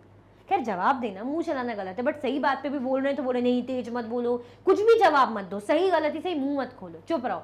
तो ऐसे सिखा दिया जाता है। Later in life this affects the subjects we can study और the careers we can choose. भाई बात की ज़िंदगी में तो ये भी होता है कि भाई कभी कभी जैसे जो हम सब्जेक्ट जैसे जो चूज़ कर रहे हैं कि ये सब्जेक्ट लेना है या ये करियर लेना है, करियर ऑप्शन ये होना चाहिए, तो ये भी बताते हैं कि लड़कियों को क्या लेना चाहिए, लड़कों को कौन सा सब्जेक्ट लेना चाहिए। देखा है ना हमने, बोलते ना कि लड़कियाँ ये करें, डॉक्टर बने, लड़के इंजीनियर बने, ये सारी चीज़ें, लड़के आर्मी में जाएँ, क्या लड़कियाँ नहीं जा सकती? ये सारी चीज़ें क्या बताते हैं? सोसाइटी बताती है। आया समझ में? आया समझ में कि नहीं है कि कैसे सोसाइटी हमारे बीच में डिफरेंस पैदा करती है, कि क्यों हमें इस बेसिकली यंग एज से ट्रेन करने लग जाते हैं ना, हमारा माइंड वॉश करने लग जाते हैं, ब्रेन वॉश करते हैं कि आगे चल के आप धीरे धीरे अभी से हम सिखाएंगे ना, तो आगे चल के आप बिल्कुल परफेक्ट मटेरियल बन के निकलोगे, गुस्सा नहीं करोगे और लड़के कभी रोएंगे नहीं, दुखी नहीं होंगे। क्या उनको कभी दुख नहीं होगा? मतलब आपने सिखा दिया, आपने बोल दिया, तो बेचारे कंट्रोल कर करके अपनी भावनाओं को कि रोना नहीं, इमोशनल नहीं होना है, तो ये गलत है ना, सोसाइटी बनाती है ऐसा। चलो ठीक है, नेक्स्ट उसमें चलते हैं। ये तो हमने समझ लिया। क्या आपने लाइक करा? फटाफट से भाई ये कर दो, फटाफट से लाइक कर दो, जैसे कि मैं कह ही रही हूँ। चलो चले नेक्स्ट में। In most societies, including our own, the roles men and women play or the work they do are not valued equally. हम जिस सोसाइटी में रह रहे हैं, जिस समाज में रह रहे हैं, ये हमने देखा होगा जो काम औरतें करती हैं, in most society including our own, even दूसरों की क्या बोले, हमारी खुद की सोसाइटी में जो role, the roles men and women play और the work they do are not valued equally. भाई जो रोल औरतों का रहता है, जो रोल आदमियों का रहता है, जो भी वो काम करते हैं उनको इक्वली ट्रीट नहीं किया जाता, उनकी इक्वल वैल्यू नहीं होती कि ठीक है ना ये तो औरत कर रही है, ठीक है ना ये तो आदमी कर रहे हैं, इक्वली उनको ट्रीट नहीं किया जाता है, इक्वली उनको नहीं माना जाता है। आया समझ में? Man and women do not have the same status. Man और वुमेन का स्टेटस भी सेम नहीं है कि भाई आप तो क्या कर रही हो, आप घर में काम कर रही हो तो यानी आप फ्री हो, आपको क्या, आपको कुछ काम ही नहीं है, आप आराम से बैठे हुए, और आदमी बेचारे घर बाहर से काम करके आ रहे हैं तो बिछा रहे हैं, वो मेहनत कर रहे हैं। तो औरतें घर में भाई घर का काम, घर की सफाई, खाना पीना, ये कौन कर रहा है? हवा में हो रहा है, जादू से हो रहा है क्या? इसमें कौन मेहनत कर रहा है? औरतें कर रही हैं, बट नहीं, उनके काम की क्या करी जाती है? वैल्यू कम करी जाती है। तो क्या बोल रहे हैं? Let us look at how this difference exist in the work done by man and women. ये चीज़ हम समझेंगे कि भाई कैसे जो डिफरेंस क्रिएट होता है कि क्या काम आदमी करते हैं, क्या काम औरत करते हैं उनके बीच में, कि मतलब औरत घर का काम करती तो कुछ नहीं करती, आदमी बेचारा बाहर से आकर मेहनत करके आता है। आया समझ में? आगे बढ़े, चलो हम ये पढ़ेंगे, स्टोरी बोर्ड पढ़ेंगे इसमें, तो इससे समझेंगे कि भाई क्या डिफरेंस क्रिएट होता है। My mother does not work. भाई ये जो है यहाँ पे जो हेडिंग हमें दी है, इसमें क्या बताए? My mother does not work. इस हेडिंग में क्या बोल रहे हैं? मेरी मम्मी भाई काम नहीं करती। My mother does not work. देखते हैं क्या है भाई इसमें, जब मदर डज नॉट वर्क तो क्या इशू है, देखते हैं। माँ we are going on a school excursion, Rosie ma'am need volunteers. वो कह रही है बच्ची कि मम्मी हम स्कूल एक्सकर्शन या ट्रिप होती ना उसमें जा रहे हैं, मैम कौन सी? रोजी मैम हमें ले जा रही है, रोजी मैम को क्या चाहिए? वॉलेंटियर की जरूरत है जो साथ में रहे, देख रेख करे। Can't you take a holiday from office and volunteer. क्या आप ऑफिस से छुट्टी नहीं ले सकती और वॉलेंटियर नहीं कर सकती? ऐसा बोल रही है वो, ठीक है। मतलब इसकी मम्मी क्या करती? जॉब करती, ठीक है। उसने कहा भैया मम्मी आप छुट्टी नहीं ले सकती, हमको ट्रिप में जाना है। Harmeet's mother always comes for excursions because she doesn't work. वो कह रही कि हरमीत की जो मम्मी है वो तो हमेशा ट्रिप पे आती है क्योंकि वो तो काम ही नहीं करती। जो हरमीत की मम्मी है वो ट्रिप में आती है हमेशा क्योंकि वो कुछ काम नहीं करती। अब इनकी मदर कह रही है कि Sonali how can you say that, तुम ऐसा कैसे कह सकती हो? You know that Jaspreet aunty is up at 5 AM every day doing all the housework. वो कह रही तुम्हें ये नहीं पता, तुम्हें जब ये जानती हो कि जसप्रीत आंटी क्या करती, 5 बजे उठ जाती है, सारे घर का काम करती है, तो तुम ऐसा कैसे कह सकती हो कि वो कोई काम नहीं करती इसलिए भाई वो आ जाएंगे आराम से? Yes but that's not real work, it's just the housework. वो कह रही ठीक है उनकी मम्मी काम करती है, आंटी काम करती है, बट वो रियल वर्क थोड़ी है, वो कोई असली काम थोड़ी है, ये तो बस हाउस वर्क है। मतलब माइंड में ऐसा बैठा हुआ है कि घर का काम कुछ काम नहीं होता, रियल काम नहीं होता। रियल काम कब होता है? जैसे इसकी मम्मी जा रही, जॉब करती, ऑफिस जाती, तो वो रियल काम होता है, घर के काम रियल वर्क नहीं होते। तो ऐसा वो कह रही है, वो भी गलत नहीं कह रही है, ऐसा सोसाइटी बताती है, करती है, तो वही उसके माइंड में भी है। अब वो कह रही कि oh that's what you think, do you let us go over their house and ask Jaspreet what she thinks. वो कह रही ठीक है, अगर तुम्हें ऐसा लगता है ना तो एक बार चलते हैं उनके घर में और पूछते हैं जसप्रीत से कि वो इस मामले में क्या सोचती है। आया समझ में? तो भाई इनके घर जाएंगे। बेसिकली वो बच्चे को क्या लग रहा है कि उसकी मम्मी फ्री रहती है तो हमेशा ट्रिप में आ जाती है, तो उसकी मम्मी ने बोला ऐसा नहीं है, वो घर का काम करती है। तो उसने कहा बट मम्मी वो रियल वर्क थोड़ी है, वो तो हाउस वर्क है। दैट मीन्स हाउस वर्क को रियल वर्क नहीं माना जाता, उसकी कोई वैल्यू नहीं है। अब समझ में आया आपको? आगे बढ़े, इसीलिए जो वुमेन्स को क्या है लेस ट्रीट करा जाता है आदमी से, कि क्या काम करती है, उनके काम की वैल्यू ही नहीं है। आगे बढ़े, चलो। एट द सिंह हाउस, अब भाई इनके हाउस में, इनके घर में आए, क्या बोल रहे हैं, Harsharan Sonali thinks that your wife is not a working person. भाई ये जो सोनाली की मम्मा है वो कह रही हैं कि हर्षन, जो सोनाली है वो तो ये कह रही हैं कि जो आपकी वाइफ है वो कुछ काम नहीं करती हैं। तो वो भी हंसने लग गए, हाँ हाँ करके वो हंसने लग गए। उनको लगा भाई ठीक है, सही तो बोल रही है, भाई यही लगा। But isn't that correct aunty, my mother is a house wife, she does not work. वो भी कह रहा है बच्चा उन्हीं का, मतलब जो जिसकी मम्मी के लिए सोनाली ने बोला वही आंटी का बच्चा, जसप्रीत का बच्चा क्या बोल रहा है कि मम्मी आंटी ये तो बिल्कुल सही है, ये तो करेक्ट ही है ना कि मम्मी कुछ काम थोड़ी करती, मम्मी तो हाउस वाइफ है, मम्मी कोई वर्क थोड़ी करती। दैट मीन्स ये बना रखा है माइंड में कि घर का काम है तो कोई काम नहीं, बाहर का काम है तो वो काम है। आया समझ में? तो वही कह रही कि भाई आंटी तो बिल्कुल सही है कि मम्मी तो हाउस वाइफ है, घर का बाहर ऐसा तो कुछ काम वो करती नहीं, दैट मीन्स वो कोई वर्क नहीं करती। आया समझ में? इवन उसके खुद के बच्चों को भी ऐसा लग रहा है। ठीक है, then Jaspreet, why don't you just relax and let them manage everything for a change? Great idea. Okay, I'll go on strike tomorrow. अब वो कह रही ठीक है जसप्रीत, जब इन्हें ऐसा लग रहा है कि क्या आप कुछ करते नहीं हो तो आप आराम से रिलैक्स करो ना। जब आपका कुछ काम ही नहीं है तो आप रिलैक्स करो, जो ऐसा जो भी रहेगा ये लोग मैनेज कर लेंगे। तो जो जसप्रीत है, जो हरमीत की मम्मी है, वो कह रही है कि great idea, I will go on strike tomorrow. ठीक है, जब मेरे को रिलैक्स ही करना है, मैं कुछ काम ही नहीं करती, इनको ऐसा लगता है, तो कल मैं हड़ताल में रहूंगी, मैं कुछ नहीं करूंगी कल से। अब ये लोग बोल रहे हैं what a fun, we'll take care of everything tomorrow with papa. वो कह रहे हैं ठीक है, तो बहुत हंसी मजाक की बात है, आराम से, क्या मजाक है, हम पापा के साथ चीजें कल से मैनेज कर लेंगे, टेक केयर कर लेंगे, कोई दिक्कत नहीं है। मतलब चैलेंज सा ले लिया, इनको लगता है बहुत ही आसान काम है, जबकि उसने बोला ठीक है जब आसान है, तुम्हें लगता है मैं कुछ नहीं करती हूँ, तो कल क्या मैं स्ट्राइक पे चली जाऊंगी। आगे बढ़े, चलो। नेक्स्ट मॉर्निंग 7:30 AM, कब भाई नेक्स्ट मॉर्निंग पहुंचे, 7:30 AM हो रहा था नेक्स्ट मॉर्निंग में। तो उसने कहा oh God look at the time, where's my breakfast, why aren't the children ready. वो कह रहे अरे एकदम से लेट हो गया, मैं वो उठे एकदम 7:30 हुए, कह रहे अरे क्या है, मेरा नाश्ता कहाँ है और बच्चे रेडी है कि नहीं है। अब कहाँ से रेडी होते, कहाँ से नाश्ता तैयार होता, कहाँ से टाइम से उठते भाई, जब वो उन्होंने तो हड़ताल कर रखी है। जब इनको लगता है कि जो जसप्रीत है कुछ काम ही नहीं करती है, उनकी मदर है कुछ काम ही नहीं करती, तो उसने स्ट्राइक कर ली। अब स्ट्राइक कर ली तो ना नाश्ता मिलेगा, ना टाइम से जा पाएंगे। How would I know, I am on strike, remember. वो कह रही मुझे कैसे पता होगा, मैं तो स्ट्राइक में हूं ना, याद है ना। Besides Mangala has also taken leave today. हाँ, मंगला ने भी क्या करा है भाई, मंगला ने भी लीव ले रखी है आज। आया समझ में? आगे बढ़े, चल। मतलब अब समझ में आएगा, अब इनको रियलाइज होगा। ओहो that's the school bus, I will have to drop them in the car. यहाँ पे हॉर्न बजा, ऐसे इस तरीके से हॉर्न बजाती ना बस, जैसे आती कि टैं टैं टैं आ गए हैं बच्चे, फिर आते बाहर घर से निकलते स्कूल बस में बैठ के स्कूल जाते हैं। तो वो बोल रहे अरे ये तो स्कूल बस भी आ गई, अब तो मुझे बच्चों को कार में छोड़ना पड़ेगा। क्यों? क्योंकि अभी तो कुछ रेडी नहीं है, बच्चे तैयार नहीं है। Hurry and ask Harmeet to switch on the pump. वो कह रहे चलो भाई जल्दी करो जल्दी करो, हरमीत को कह रहे भाई जल्दी से पंप स्विच ऑन करो। आया समझ में? आगे बढ़े, मतलब अभी लोग खुद से मैनेज कर रहे हैं चीज़ों को। But what about the kids lunch, अभी जो है जसप्रीत बोल रही पर बच्चों के लंच का क्या, आप लेके तो इनको जा रहे हो, लंच वगैरह है कुछ बनाया? मैं तो क्योंकि स्ट्राइक पे हूँ, ऐसा वो कह रही हैं। तो वो कह रहे हैं भाई उनके husband, oh no forget about that, नहीं मैं तो इसके बारे में भूल ही गया। I'll give you some money, just buy something from the canteen today। वो कह रहे ठीक है भाई अब तो लेट हो गया, मैं तुम्हें कुछ पैसे दे दूंगा, आज तुम कैंटीन से खा लेना। ये कह रहे हैं कि माँ already gave us money for that, भाई माँ ने हमें ऑलरेडी उसके लिए पैसे दे दिए हैं, तो डोंट वरी। आया समझ में?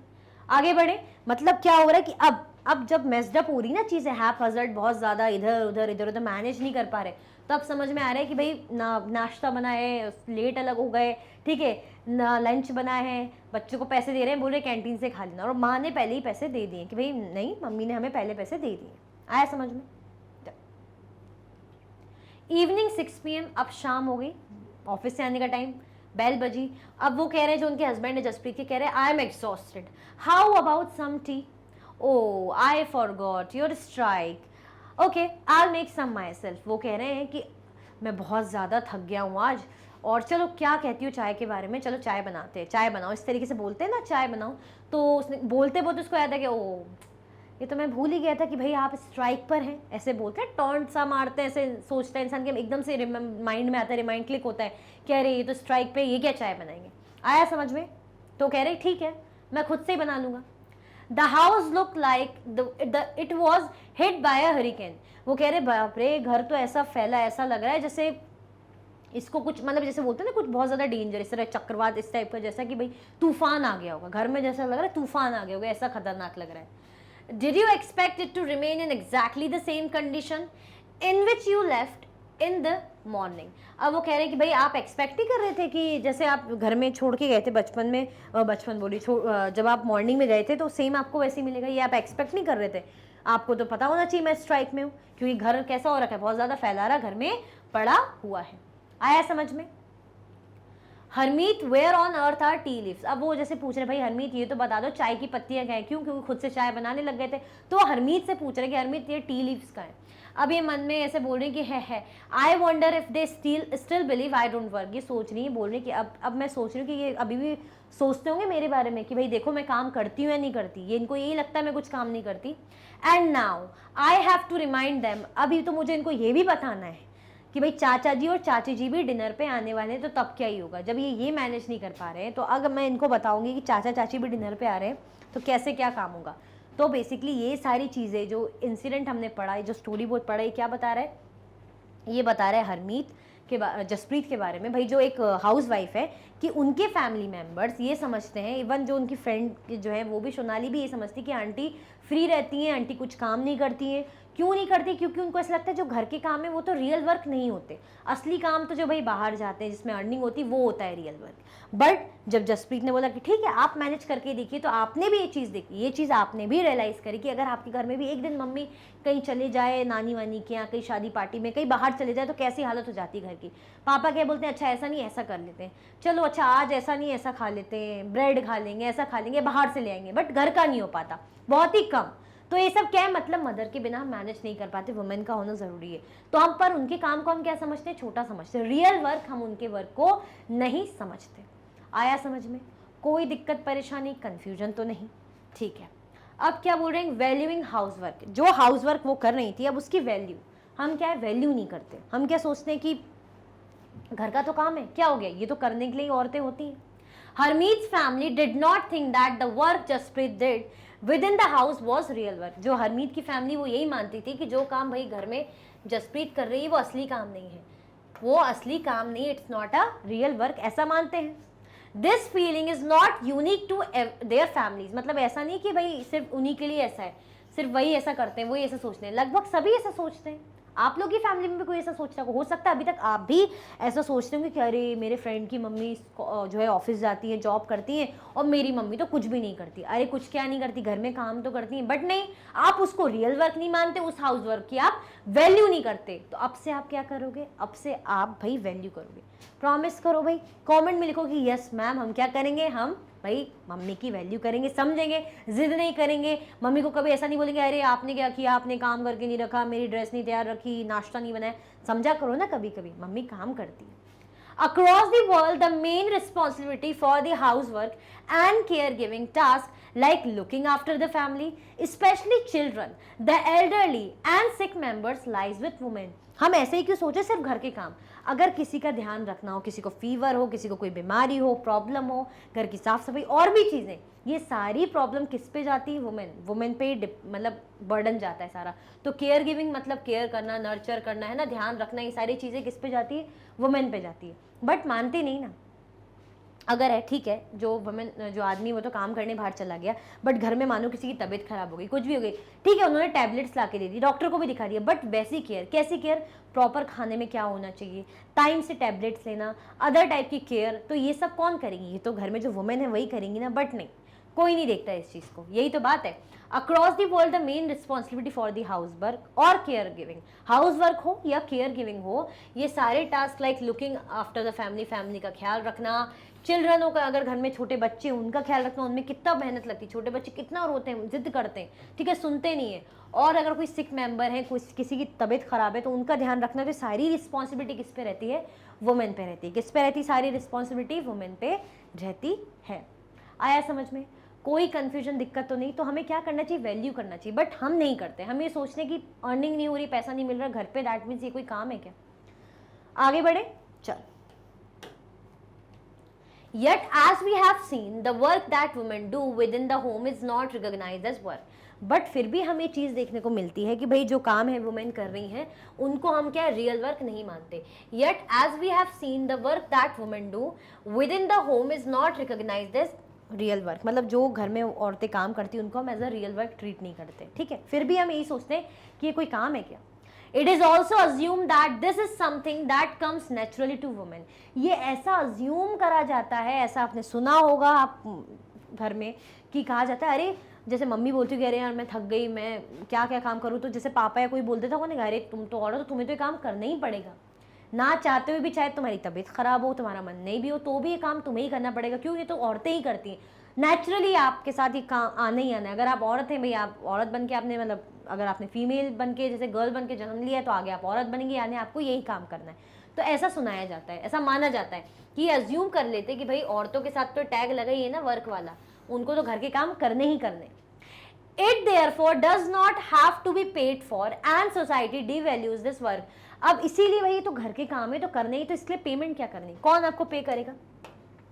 अगर भाई मम्मी घर संभाल रही है, मम्मी को अगर आपने थोड़ा बहुत दे दिया कुछ या पापा ने कुछ दे दिया तो बट नहीं देते, क्यों, ये तो घर का काम है, हम इसलिए पेमेंट क्यों करें। अब घर के काम के लिए भी हम क्या सैलरी दें, वेज दें, है, ऐसा तो नहीं हो सकता ना, क्योंकि इतना इंपॉर्टेंट, इतना कुछ खास तो है नहीं, ये रियल वर्क तो है नहीं, बट इसको माना नहीं जाता वर्क। और क्या करा जाता है, डिवैल्यू किया जाता है। मतलब इतनी मेहनत जो वो काम करी उसका कुछ रिकॉग्निशन नहीं मिलता। अगर मानो उनने कुछ कभी अच्छा बनाया, कभी कुछ अच्छा करा, तो आप कभी तारीफ नहीं करेंगे।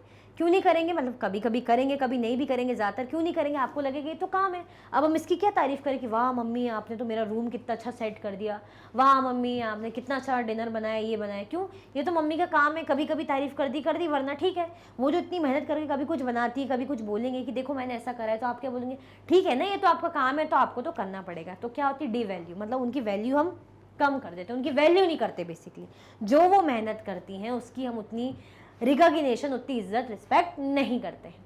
आया समझ में, कोई कंफ्यूजन तो नहीं। आगे बढ़े, चलो। आगे बढ़ने से पहले भाई लाइक कर दो फटाफट से। क्या आपने लाइक करा, फिर हम बढ़ते हैं आगे। हमने क्या पढ़ा भाई, हाउस वर्क की वैल्यू, बट जो है वैल्यू नहीं करते, रियल वर्क नहीं मानते ना, जबकि रियल वर्क मानना चाहिए। ये कर दो, लाइक कर दो फटाफट से, फिर आगे बढ़ते हैं, चलो। In the story above, Harmeet's mother was not the only one who did the housework. अभी हम पढ़ेंगे लाइफ्स ऑफ डोमेस्टिक वर्कर्स। भाई डोमेस्टिक वर्कर की लाइफ कैसी होती है, कैसी वो जिंदगी जीते हैं। तो ये जो स्टोरी हमने पढ़ी ऊपर अभी, Harmeet's mother was not the only one who did the housework। जो स्टोरी है ऊपर, ऐसा नहीं कि सिर्फ हरमीत की जो मदर है वही है जो वहाँ पे काम करती होगी। हमने देखा था ना एक और नाम, हमने स्टोरी बोर्ड जब पढ़ा था तो हमने एक और नाम देखा था। तो हम ये कह सकते हैं कि सिर्फ ऐसा नहीं था कि हरमीत के घर में सारा काम उसकी मम्मा ही कर रही है। A lot of work was done by Mangala, their domestic helper. काफ़ी काम जो है वहाँ पे मंगला भी करती होगी। मंगला कौन है, मंगला जो डोमेस्टिक वर्कर है, हेल्पर है बेसिकली, जो बाई हम बोलते हैं, मेड वगैरह हम लगाते हैं साफ सफाई के लिए, बर्तन वगैरह के लिए, तो वो भी कराती थी। मतलब जो है हरमीत की मम्मी भी काम करती थी, बट मेड भी लगी हुई थी, वो भी काम करती थी। Many homes particularly in towns and cities employ domestic workers. काफ़ी घर ऐसे होते हैं, चाहे वो टाउन्स हो, पर्टिकुलरली इन टाउन्स और सिटीज़ में, जो एम्प्लॉय करते डोमेस्टिक वर्कर। जो किनको रखते भाई, डोमेस्टिक वर्कर्स को एम्प्लॉय करते। मतलब जैसे ज़रूरत पड़ती होगी घर के काम के, किचन के काम के लिए, कि इनको रखना है, इनको मतलब काम करवाना है। जैसे होता है ना जॉब वॉब पे जाते हैं या मैनेज नहीं कर पाते, काम बहुत होता है, तो रोटी वगैरह के लिए, बर्तन के लिए, साफ सफाई के लिए मेड को रख लिया जाता है। तो ये हम आजकल आपको देखने को मिलता होगा। हो सकता है आप में से लगभग सभी के यहाँ, ज़्यादातर हो क्या, मेड आती होगी, काम करती होगी। They do a lot of work, sweeping and cleaning, washing clothes and dishes, cooking, looking after young children और दी एल्डरली। वो बहुत सारे काम करती होंगी, बहुत सारे उनको काम दिए जाते हैं। कौन से काम करते हुए दिखती हैं, जैसे कोई झाड़ू वगैरह साफ सफाई के लिए आती होंगी, है ना, आपके यहाँ ऐसी मेड आती होंगी, या कोई मेड आती होगी कपड़े वगैरह धोती होगी, बर्तन वगैरह धोने की मेड रखी होगी, है ना, या कोई मेड जैसे कुकिंग वगैरह सब्जी रोटी बनाने के लिए आती होगी, या कोई नैनी टाइप की जो क्या करती होंगी भाई, बड़े या बच्चों का ख्याल रखने के लिए भाई बुलाया जाता होगा कि आप, मैं तो बाकी काम कर लूँगी, आप थोड़ा बच्चे का या बड़े का ख्याल रख लो, बड़े बुजुर्ग का, उनको दवाई वगैरह, उनकी केयर करना, खिलाना पिलाना ये कर लो। तो इन सारे पर्पज़ के लिए हम जो है डोमेस्टिक हेल्पर को रखते हैं कि नहीं रखते, रखते हैं ना। तो ये क्या बता रहे हैं, ये बता रहे हैं कि भाई मदर तो ठीक है, वुमेन तो काम करी, बट साथ में डोमेस्टिक हेल्पर, उनका रोल, उनका क्या रोल रहता है, उनकी जिंदगियों के बारे में हम जानेंगे कि वो कैसे आके काम करती है। हर टाइप के काम उन्हें दिए जाते हैं, दूसरों के घरों में जाके वो काम करते हैं। तो इस टॉपिक में हम ये समझेंगे। आगे बढ़े, चल। Most domestic workers are women. भाई जो ज्यादातर डोमेस्टिक वर्कर्स है वो वुमेन होती है। आपने देखा होगा ना आपकी सोसाइटी में, मैंने बताया ना, या आपके घर में फैमिली मेंबर्स में, इवन आपके ही जो भी काम करने आती होंगी, तो ऐसा तो दिखेगा नहीं कि आपको आपके यहाँ कोई अंकल आ रहे हैं, कोई मैन आ रहे हैं, वुमेन ही आती है। जो औरतें रहती है, बाई जिन्हें हम बोलते हैं, वही मोस्टली डोमेस्टिक वर्कर्स होती है, आपने देखा है, ठीक है। समटाइम्स इवन यंग बॉयज और girls are employed to do this work. कई बार तो भाई यंग बॉय, जो यंग लड़के या यंग लड़कियां हैं, उनको भी रिस्पॉन्सिबिलिटी दे दी जाती है काम करने की। कभी कभी जो यंग बॉय यंग लड़के, उनको भी जो दे देते कि भाई आप ये काम करिए, है ना। जैसे लड़कियां, छोटे छोटे बच्चे या लड़के, बहुत छोटे नहीं बट 14-16 ईयर के कुछ लड़के या लड़कियां, वो भी दूसरों के काम करते हुए देखने को मिलते हैं। Wages are low as domestic work does not have much value. इसमें इनकी इनकम क्या रहती है, वेजेस जो रहती है वो कैसी रहती है, लो रहती है। वेजेस क्या रहती है, लो रहती है। क्यों रहती है भाई वेजेस लो, क्या ऐसी जरूरत है? ऐसा इसलिए क्योंकि जो घर के काम है उनकी वैल्यू नहीं मानी जाती। मतलब ऐसा माना जाता है जो घर के काम है ना, वो इतने इंपॉर्टेंट नहीं है। घर के कामों की वैल्यू नहीं की जाती। क्यों? ऐसा माना जाता है कि ये इतने ज़्यादा इंपॉर्टेंट नहीं है, इसीलिए इनकी जो तनख्वाह है, जो वेजेस है, वो भी कम रहती है, लो रहती है। A domestic worker's day can begin as early as 5 in the morning and end as late as 12 at night। भाई जो डोमेस्टिक वर्कर है, जो बेचारे दूसरे घरों में जाके काम करते हैं, उनकी ज़िंदगी कैसे शुरू होती है, मतलब उनका डे कैसे स्टार्ट होता है। 5 बजे बेचारे मॉर्निंग में उठ जाते हैं और रात में सोते सोते उनको काम से होते होते तक रात हो जाती है, ठीक है।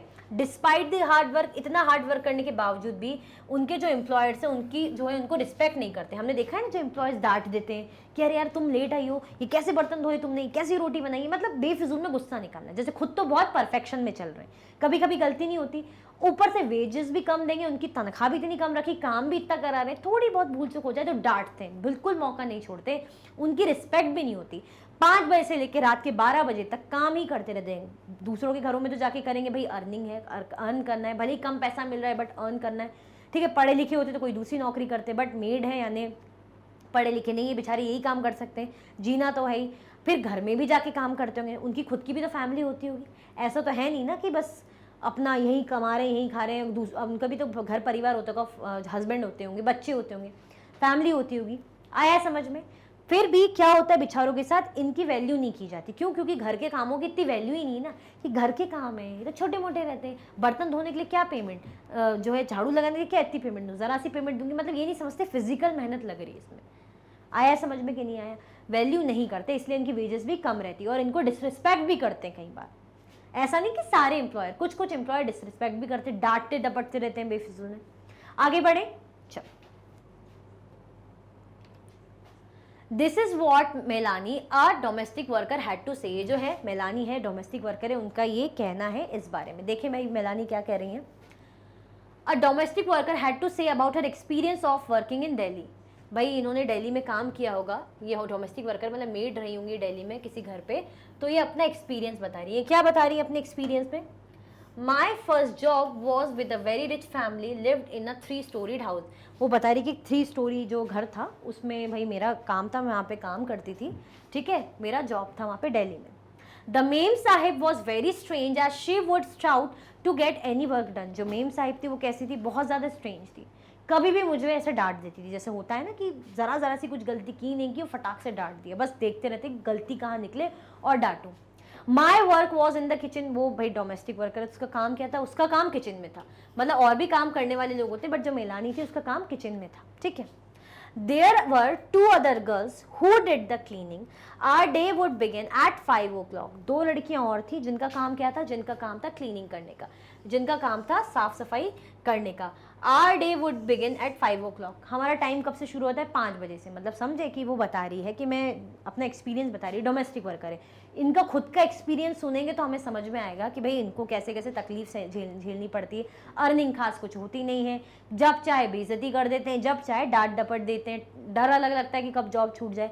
तो बता रही कि भाई मेरा काम किचन में रहता था और वहाँ पे और 2 लड़की भी थी जो काम करती थी, और मेम साहिब कैसी थी, बड़ी स्ट्रेंज थी, कभी भी शाउट मतलब डांट देती थी, चिल्ला देती थी। आया समझ में? आगे देखें, चल। For breakfast we would get a cup of tea and 2 dry roti. अगर हम ब्रेकफास्ट की बात करें तो हमें क्या मिलता था खाने में? सिर्फ सूखी 2 रोटियां मिलती थी और चाय मिल जाती थी नाश्ते में। We could never get a third roti. तीसरी रोटी के तो कहीं दूर दूर तक कोई भी चांसेस नहीं थे, तीसरी रोटी हमें मिलती नहीं थी। हम सिर्फ बेचारे क्या 2 रोटी मिल गई और चाय मिल गई, वो भी सूखी, ठीक है। तीसरी रोटी हम मिलती नहीं थी, चाहे भूख लगे नहीं लगे। In the evening when I cooked the food, the 2 other girls would beg me to give them an extra roti। भाई इवनिंग की बात करें तो जब मैं भाई खाना बनाती थी, in the evening when I cooked the food, the 2 other girls, जो 2 other girls हैं वो भाई मुझसे कहने लग जाती थी, बोलती होंगी ना कि दीदी थोड़ा एक्स्ट्रा रोटी बना दो, है ना, जो भी बोलती होंगी कि एक्स्ट्रा एक आध रोटी दे दो। भूख लगती होगी, 2 रोटी से क्या होता है? ऊपर से फिजिकल वर्क कर रही, काम कर रही, 2 रोटी से कुछ होता है क्या? बेचारी जो है बोलते थे ना कि मांगती थी कि 2 रोटी दे दो। I would secretly give it to them and make an extra one for myself। वो कह रही कि मैं उन्हें चुपचाप से, चुपके से, क्योंकि स्ट्रिक्ट था ना कि 1 से ज़्यादा 2 से ज़्यादा रोटी नहीं मिलेगी, तीसरी मिलेगी नहीं, तो मैं चुपके से उनके लिए क्या कर देती थी? 1 रोटी बना देती थी। सीक्रेटली मैं उनके लिए 1 रोटी बना देती थी और कई बार मतलब सीक्रेटली रोटी उनके लिए बनाती थी, जो कई बार खुद के लिए भी सीक्रेटली रोटी बनाती थी। मतलब ऐसा लगता था ना कि भाई भूख लग रही है। अब आप सोचिए ना, काम कर रही है, मेम साहब भी कभी भी डांट देती, दूसरे के घर जाके काम कर रहे हैं और भी 2 लड़कियां हैं, क्या इशू है, क्या प्रॉब्लम है? भाई काम करा रहे, डांट डपट भी रहे और नाश्ते में सिर्फ 2 रोटी 1 कप चाय, तो उनको कितनी ज़्यादा दिक्कत होती होगी। कई बार तो बेचारे मांगते थे कि हमारे लिए चुप प्लीज़ 1 रोटी 1-2 रोटी बना दो, तो वो खुद के लिए भी बनाती थी, उनके लिए भी बनाती थी। तो आप समझिए उनकी कंडीशन कैसी रही होगी। आगे बढ़े, We were so hungry after working through the day, we could not wear chappals in the house। वो कह रही भाई हम इतने ज़्यादा भूखे रहते थे दिन भर में, देखा ना सूखी रोटी खाने को मिलती तो बेचारे भूखे नहीं रहेंगे। We were so hungry, इतने ज़्यादा भूखे रहते थे हम दिन भर में कि क्या बोले, चोरी छुप के हम रोटी वोटी खा लेते थे, बना लेते थे। भाई उसका किचन में काम था तो थोड़ा बहुत तो पेट के लिए तो इंसान करता है, भूख लगती है।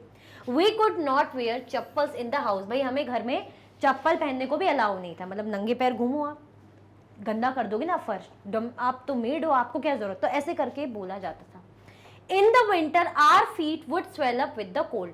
ठंडियों की बात करें तो जो हमारा पैर है वो भाई कोल्ड से, है ना, भाई आप जमीन पे ठंडे पैर आप चल रहे हो, है ना, मतलब सॉरी, आप बिल्कुल बिना कुछ पहने, बिल्कुल ऐसे बेयर फुट आप चल रहे हो, ऐसे पैरों से डायरेक्टली बिना स्लीपर पहने, कितनी ठंडी लगती है, टाइल्स एकदम से चुभती है। तो सोचो ऐसे ही चलना, खड़े खड़े किचन में काम करना या बाकी कुछ काम करना, तो पैरों पे क्या स्वेलिंग हो जाती थी, क्या हो जाती थी भाई, पैरों में स्वेलिंग हो जाती थी। I used to feel scared of the memsahib but also felt angry and humiliated. मुझे बहुत ज़्यादा मतलब गुस्सा भी आता था, मतलब जो मेम साहिब से डर भी लगता था और गुस्सा भी आता था, बट क्या करें कि हमारे साथ इतनी ज्यादती हो रही है। ठीक है, अब हमसे काम करा रहे हैं, बट आप ऐसा क्यों करा रहे हैं कि 1 से ज़्यादा रोटी 2 से ज़्यादा रोटी नहीं खाओ, हमें बिल्कुल चप्पल पहनना अलाउ नहीं है। तो बहुत ज़्यादा परेशान रहते थे, बट क्या करें, डर भी रहता है ना। Did we not work all day. वो कह रही कि क्या हमने दिन भर काम नहीं करा, हम दिन भर क्या काम नहीं करते। Did we not deserve to be treated with some respect. क्या हमें कोई इज्जत रिस्पेक्ट नहीं मिलनी चाहिए, मतलब ऐसे ही हमें कोई इस तरीके से रखा जा रहा है हमें, और जब चाहे डांट भी दे रही हैं। अगर मानो मेड जिसको रखना हो, कई लोग तो ऐसे होते हैं मेड को रखते हैं, जैसे घर में चाय बनेगी या कुछ अच्छा बनेगा तो मेड को भी दे देते हैं, कुछ अच्छा बनता है साड़ी वाड़ी उसको, मतलब कुछ फंक्शन होता है उसको भी दे देते हैं। ऐसे लोग भी होते हैं, ऐसे लोग भी होते हैं जो रिस्पेक्ट करते हैं, जो बात ऐसे करेंगे जैसे मेड मालकिन हो, बहुत रिस्पेक्टफुली। तो ऐसा नहीं कि सब ऐसे होते, बट कुछ कुछ लोग होते हैं बिल्कुल, बोलते हैं ना, वो एक डायलॉग है, बिल्कुल पाँव की जूती जैसा समझते हैं कि बस जो चाहे जैसा चाहे हम ट्रीट कर लें, ये तो हमारे लिए हमारे मतलब स्लेव जैसे, दास जैसे ही समझ लेते हैं कि जैसा हम चाहे इनसे ट्रीट करें, क्योंकि हमने जॉब पे रखा है, खरीदा थोड़ी है, जॉब पे रखा है ना। वो चाहे जब छोड़ सकते, बट वो उनकी मजबूरी है ना, उनको 4 पैसे कमाने, जीविका चलानी, बेचारे क्यों छोड़ेंगे, तो इसलिए वो सह लेते हैं। बट आपको अंडरस्टैंड करना चाहिए ना, अगर वो सह रहे हैं इसका मतलब ये नहीं कि आप किसी को और ज़्यादा नीचा नीचा दिखाते जाओ। आप वो तो चलो मजबूर हैं, आप तो मजबूर नहीं ना, तो ये गलत है। तरीके से अगर कुछ समझाना है तो अच्छे से समझाओ कि आपने ढंग से नहीं किया काम, आप ऐसा करिए, बट इतना एक्सट्रीम कि आप, भाई उनको भी ठंडी लगती होगी ना, इंसान है ना, उनको आपने क्या पत्थर समझ लिया कि उन पे पावर है। ठीक है, आया समझ में कि नहीं है, तो ऐसा वो ट्रीट करते थे। तो वही वो कह रही, तो क्या हमने दिन भर काम नहीं किया, मतलब हम इतना डिजर्व भी नहीं करते कि हमसे कोई इज्जत से ट्रीट करे, हमसे कोई इज्जत से बात करे। आया समझ में, कोई कंफ्यूजन, दिक्कत परेशानी तो नहीं। चल, In fact, what we commonly term as housework actually involves many different tasks। हम अगर सिर्फ हाउसवर्क को ऐसा बोलते हैं ना कि हाउसवर्क यानी साफ सफाई यही सब, बट हाउसवर्क में और भी चीजें होती है। हाउस वर्क में हमारे माइंड में आता है ना घर का काम यानी खाना बनाते हुए, ये इमेजिन करते हैं ना खाना बनाते हुए कोई दिख रहा है, बट और भी काम हमारे घर की चीज़ों में इन्वॉल्व होते हैं, और भी टास्क इन्वॉल्व होते हैं। A number of these task require heavy physical work. ये जो बहुत से टास्क है इनमें क्या चाहिए रहता है भाई, हैवी फिजिकल वर्क चाहिए रहता है, बहुत मतलब शारीरिक क्षमता, शारीरिक मेहनत चाहिए रहती है ना बॉडी को। मतलब जैसे अगर हम कुछ भी हैवी उठा रहे हैं, कुछ भी चीज़ इधर से उधर कैरी करके ले जा रहे हैं, झाड़ू लगा रहे हैं, साफ सफाई कर रहे हैं, तो हाथ पैर नहीं चल रहे हैं, ऐसी थोड़ी कि बस खड़े खड़े आराम से काम हो रहा है। अगर खड़े खड़े किचन में सब्जी खाना कुछ भी बना रहे हैं, गैस के सामने भी खड़े हैं, तो भी स्टैंडिंग पोजिशन में यानी फिजिकल मेहनत लग रही है कि नहीं लग रही, बॉडी वर्क कर रही है कि नहीं कर रही, कर रही है ना। In both rural and urban areas, women and girls have to fetch water. अगर हम बात करें रूरल और अर्बन एरियाज की, तो यहाँ पे क्या होता है, वुमेन और गर्ल्स क्या करती है, उनको भाई पानी वगैरह फेच करना पड़ता है, पानी निकालना रहता है ना, पानी ऐसे निकालना रहता है, तो भाई कितना हैवी होता है। In rural areas women and girls carry heavy head loads of firewood. और क्या होता है भाई, जो रूरल एरियाज में वुमेन्स को तो भाई लकड़ी भी उठानी रहती है, समझिए लकड़ी का हम बोलते हैं, लकड़ी का ऐसा पूरा वो गट्ठा जैसा बोलते हैं, साथ में इकट्ठा से सर पे लेके जाती है वो जलाने के लिए बेचारी, तो ये सब भी उठाना पड़ता है। तो क्या ये ऐसा हवा में हो जाता है, इतनी बेचारी पतली पतली दुबली दुबली से रहेंगी, बट इतने पानी की बाल्टियाँ उठाएंगी है ना, बकेट से उठा के लेके जाती हैं बड़े बड़े, तो ये सब क्या है, मेहनत कर रही है। इसमें क्या फिजिकल वर्क नहीं है, इसमें बहुत ज़्यादा मेहनत लगती है, बट वही है ना, हम रिस्पेक्ट नहीं करते, हम तो ये सोचते हैं कि तो है ही औरतों के लिए, ठीक है। चल, task like washing clothes, cleaning, sweeping and picking up loads require bending, lifting and carrying. Task कौन से हैं, जैसे टास्क अगर हम बोलेंगे, वॉशिंग क्लॉथ हो गया, साफ सफाई हो गया, किसी भारी चीज़ को उठाना हो गया, पिकअप करना हो गया, झुकना हो गया, लिफ्टिंग और कैरिंग, मतलब झुक के कुछ आप उठा रहे हो, लिफ्ट कर रहे हो, ऐसे उठा रहे हो, कैरी करके ले जा रहे हो, तो ये क्या है, मेहनत वाले काम नहीं है, इसमें फिजिकल मेहनत लग रही है कि नहीं लग रही। फिजिकल मतलब जब बॉडी वर्क कर रही है, जब आपके हाथ पैर काम कर रहे हो, that means physical. Many chores like cooking involves standing for long hours in front of hot stoves. अगर हम खाने पीने की बात करें तो चलो वैसा, अगर हम खड़े भी हैं, सिर्फ खड़े खड़े हम घर में काम कर रहे हैं, मतलब किचन में काम कर रहे हैं, गरम ऐसे स्टोव के सामने भाई गरम ऐसे निकलती रहती, जब हम फ्राई वगैरह करते तो कैसे हमें बिल्कुल छींक वगैरह आती, स्नीज हम करते, खांसने लग जाते हैं, फिर भी हम काम करते हैं, मतलब जो वो मैंने काम करती, गर्मी उनको भी लगती होगी ना, प्रॉब्लम उनको भी होती होगी, करना पड़ता है, खड़े खड़े इतना काम करती, तो इसमें मेहनत नहीं लग रही, लगती है। The work women do is strenuous and physically demanding, words that we normally associated with men. मतलब जो काम औरतें कर रही हैं उनको भी ये टर्म देना चाहिए कि वो भी स्ट्रेंथफुल है। मतलब बेसिकली हम कहते हैं ना कि आदमी करते हैं ऐसे फिजिकल वर्क, मेहनत वाला काम, स्ट्रेंथ स्टेमिना है, बट औरतें भी करती, तो उनके लिए भी वो टर्म यूज़ करना चाहिए कि वो भी फिजिकली भाई उतना ही मेहनत कर पाती जितना आदमी करते, इवन उनसे कहीं ज़्यादा करती हैं, कहीं ज़्यादा करेंगी, ठीक है। आदमी तो जॉब पे जाएंगे, ठीक है, तो फाइल वगैरह का काम करेंगे, बट ठीक है, जो फिजिकल वैसा वर्क कर रहे हैं वो भी करते हैं, बट उनकी वाइफ भी घर में काम करती है ना, तो उनको भी वो बात बोलनी चाहिए ना कि भाई उनमें भी स्ट्रेंथ है। The work women do is strenuous and physically demanding.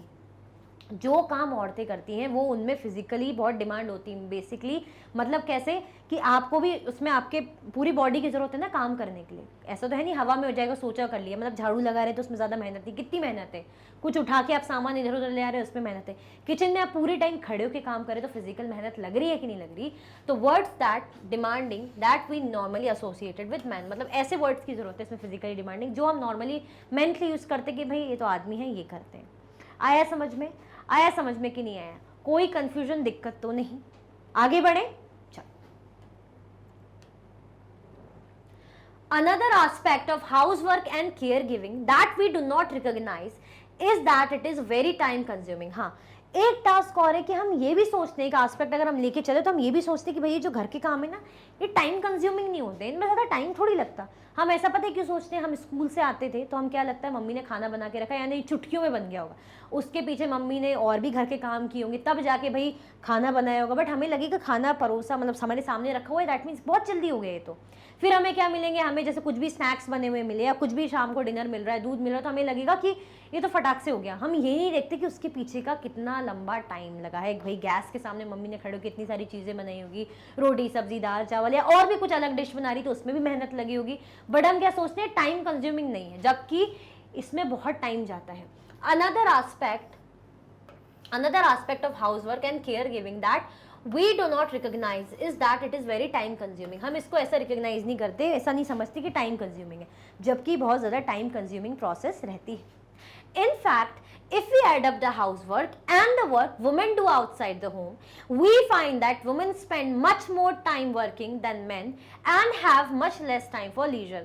अगर हम ये चीज़ को देखें, ध्यान रखें, इसको थोड़ा सा समझें कि जब औरतें जो घर में काम करती हैं तो ठीक है, जब औरतें घर के साथ साथ घर के बाहर यानी बाहर भी जॉब्स कर रही होती है और घर के अंदर भी काम कर रही होती, तो इससे हमें समझ में आया कि भाई जो औरत है वो बहुत टाइम स्पेंड करती है काम करने में, वर्क करने में। औरतें आदमियों से ज़्यादा टाइम स्पेंड करती है। क्यों? क्योंकि औरतों को तो घर के भी काम करने होते हैं। देखो, औरत जॉब करे ना करे, घर के काम तो उनसे जुड़े हुए हैं, ऐसा मान रखा है सोसाइटी ने, बोल रखा है, ठीक है। तो डबल काम नहीं हो जाएगा। अगर घर में भी काम कर रही है, बाहर भी काम कर रही है ना, डबल काम है। और जो मेन है वो काम कर रहे हैं, वो तो सिर्फ ऑफिस का कर रहे हैं, या तो नहीं करेंगे तो जॉब ही नहीं करेंगे, ठीक है। तो वही बात है कि उनको खुद के लिए लीजर मतलब खाली टाइम मिल ही नहीं पाता है।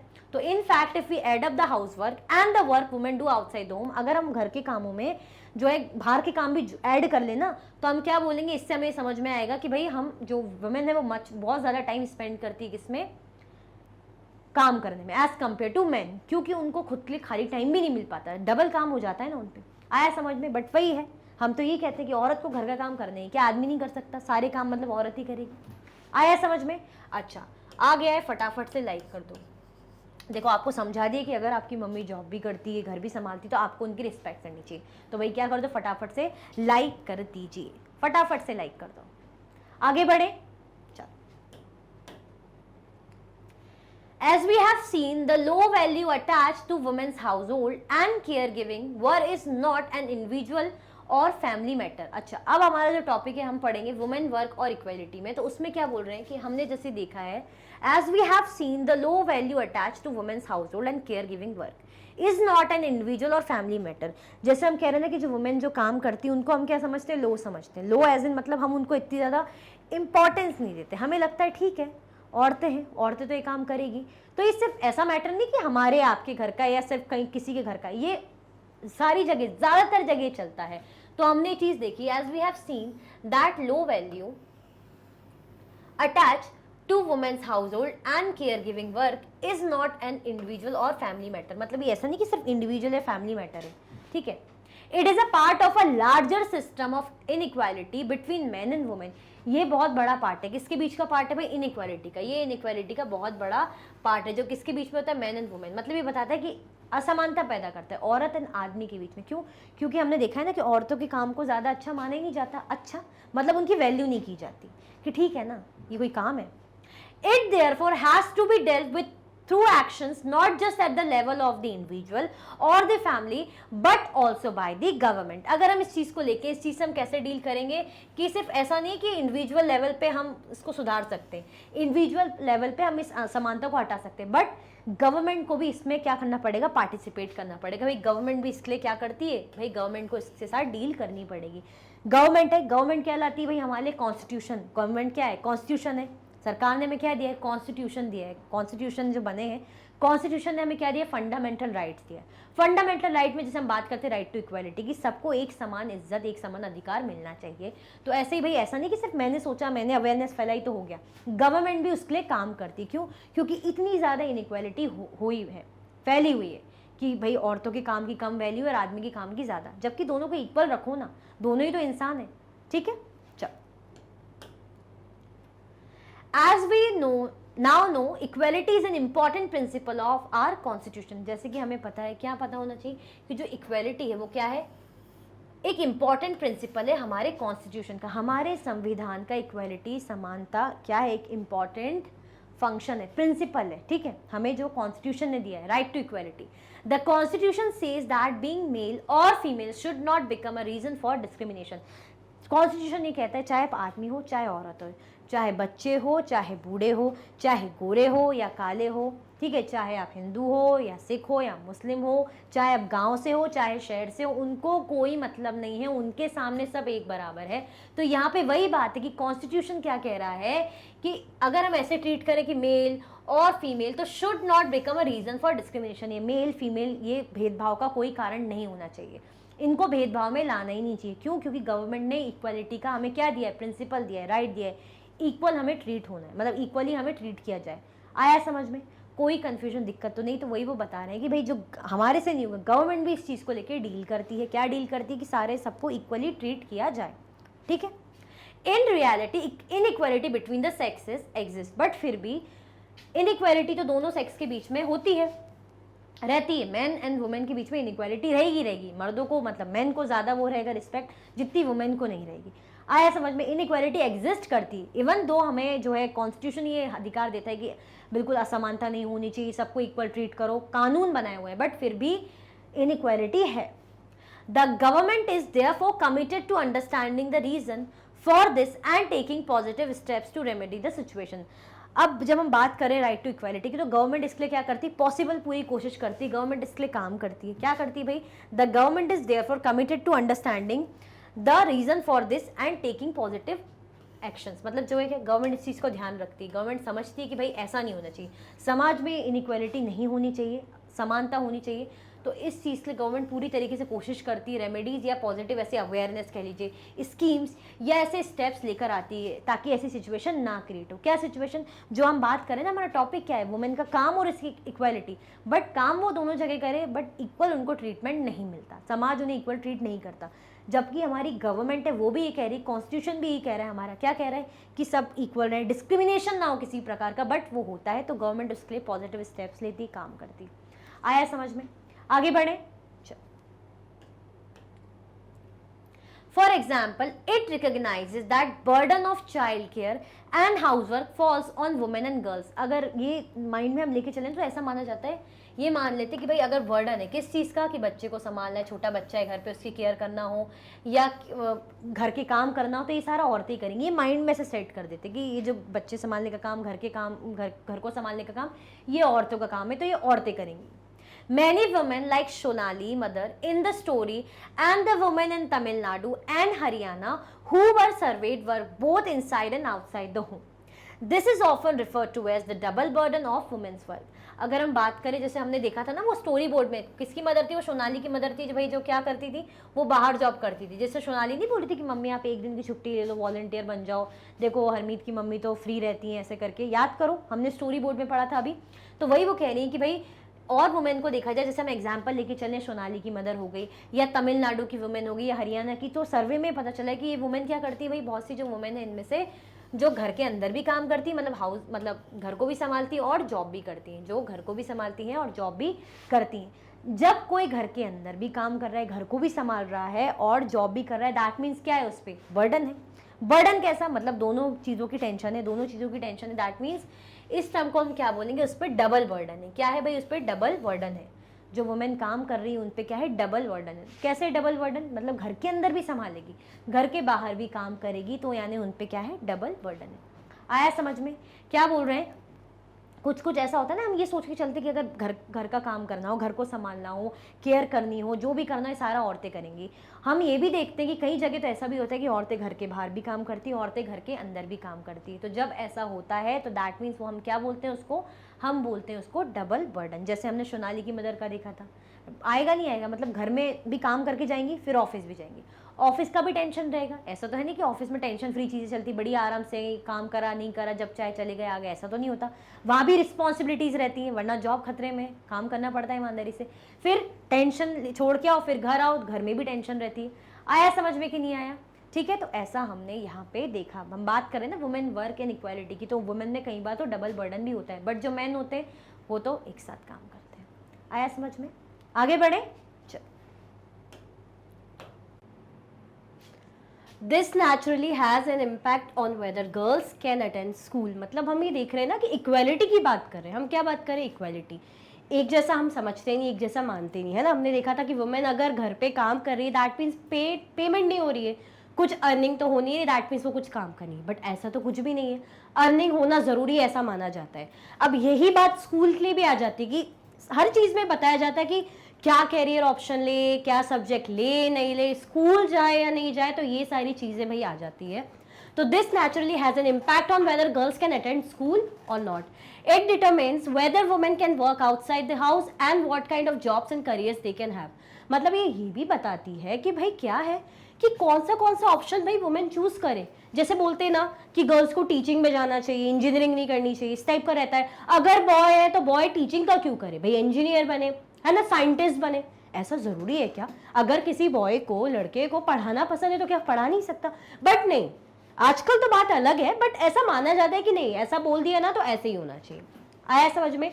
ये ना, ये जो डिफरेंस क्रिएट करता है कि ऐसा लड़का हो या ऐसा काम लड़की करे, तो ये मतलब सोसाइटी बनाती है।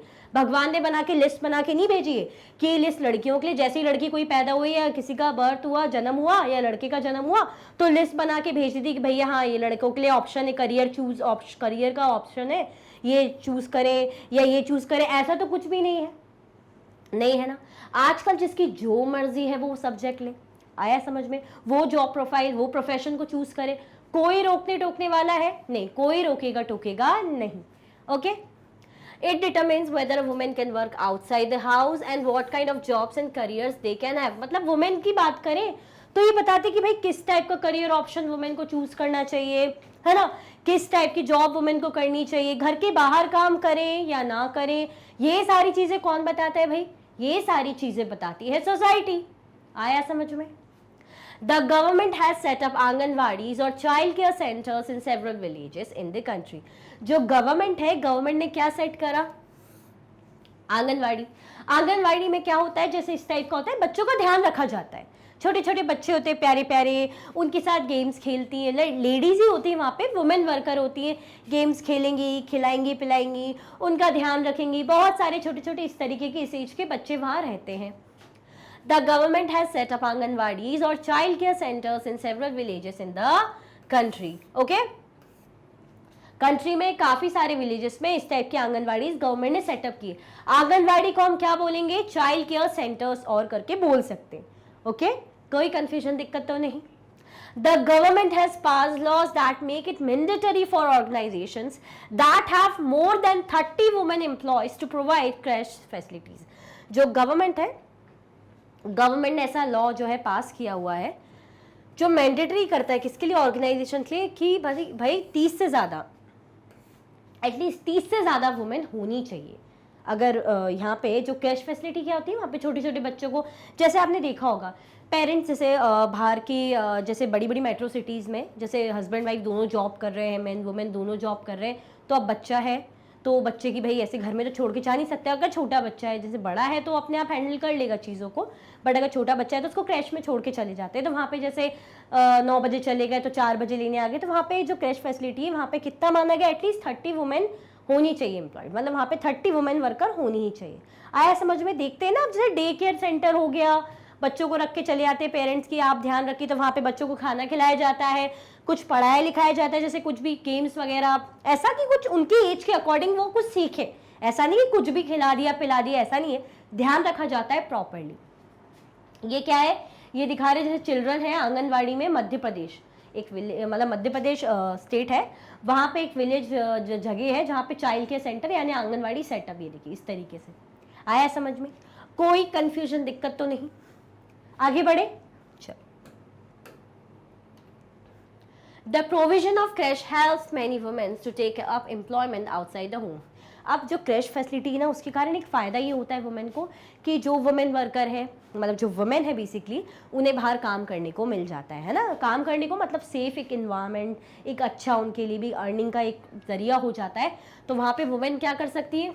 जॉब कर सकती। ठीक है, हमने देखा था ना गवर्नमेंट ने क्या रूल बनाया है कि more than 30, at least more than 30 women होनी ही चाहिए, क्योंकि बच्चों का ख्याल औरतें ज़्यादा अच्छे से रख सकती है।